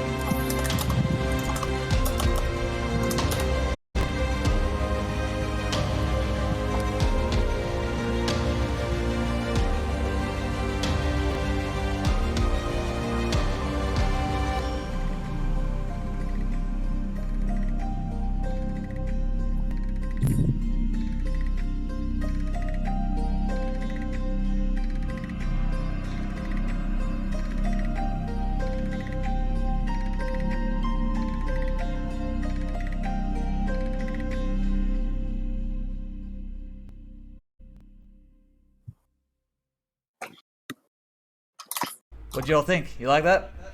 That was rad. That was so sick. Very zesty tune. I actually thought it was Hans Zimmer, just saying. I was gonna say maybe a Junkie XL. No, that is just. I was absolutely blown away with how awesome that is. Classical with bass just Yeah. sounds so awesome. So they did a great job with that. You're very lucky. Not only like is it thematically like just for D&D, he really understood when I told him what campaign I was going to be running. He understood exactly what I told him, and he just hit the nail on the head. Cannot be any happier with than what he provided me with. It's absolutely awesome. And guys, if you like that, that's gonna be on before every episode of Crit and Miss Out of the Abyss, a new adventure starting in March. I'll come on early to listen to it. Just, even if you don't like me as a DM, if you don't like me as a person, just come for that music. Because Yeah, like literally just a theme song. Yeah, no DM, theme song only. No. All right, so as always, I just want to say absolutely huge thank you to my co-DM, Christian. Thank you so much for joining us for the stream. It has been absolutely awesome. It just takes a lot of weight off my shoulders, and just the extra flavour that you add to the campaign, as well as helping me with all the different things that I got to keep track of. It's been absolutely awesome, and I think it's made for a really awesome stream. And Look, with the next set of monsters, I am definitely going to down someone. The combat didn't quite start I was the gonna say way. you promised us 2 down there. There was a slight change with how it started. I'll talk about it off stream. Okay. But it still went fine. And with this next one, I'm gonna preemptively plan In the everything. cat, So- in the critical conversations, we can talk about what was meant to. Yes, if yes. we do another episode of Critical Conversations, come join us, man. Tell us all about it. Tell me how I screwed it up for you. And I knew I screwed it up. As soon as I did it, I was like, no, wait, that's not what we wanted to do. I was like, But shit. I've already researched everything with you guys, and even if 2 of you didn't get knocked down, none of you have ways to remove diseases, and that effect of losing hit points happens every 24 hours until you die. Rude. Oh, Hey, it's gonna add that little tick, tick, tick, tick, tick. If I'm not mistaken, it didn't hit Goldring, so it's not his problem. Thank you for letting me come on, Sven. It was great. I'm keen for the next couple of ones. I've already read through your homebrew story that you made. It's an awesome way of not even just like funneling one thing. It really shows the chaos of like adventuring IRL. Like things don't go as planned, and even like the story, like, oh, you think they're going to be fighting this because that's the main stuff they've been fighting, and then suddenly something else happens. I'm looking forward to the next session for this, and having the viewers and the players see what happens next. Yeah, so am I. So I can put you down for joining us for next session then? Keen. Awesome. Guys, if you needed any more reason to join us, I shouldn't be slamming the table like that. Hadrian, just pull me up every time I start doing it. I just get so excited. Don't slam the table. I can't help it. And also the Dungeon Ruse. George, thank you so much for your guys' support as well. You guys, your encouragement really just keeps pushing me forward, and is what inspires me to do the stream. Grace and Toby, you guys have been absolutely awesome players to have, and I absolutely cannot wait to see what you bring to the table for the next session. I think it's going to be a good one. Hey, hope you have better rolls. Alrighty, guys. So where did we land on the next episode? I thought the 18th. Is that correct? I believe it was the Yes. 18th, yeah. Okay, guys. So we'll lock that in right now. The 18th of February. As same as tonight, 8:30 p.m. Australian Eastern Standard Time, here on Twitch. Catch it live. It's going to be a lot of fun. So yeah, and thank you everyone for joining us and for watching. Good night, everyone. Good night. Guys.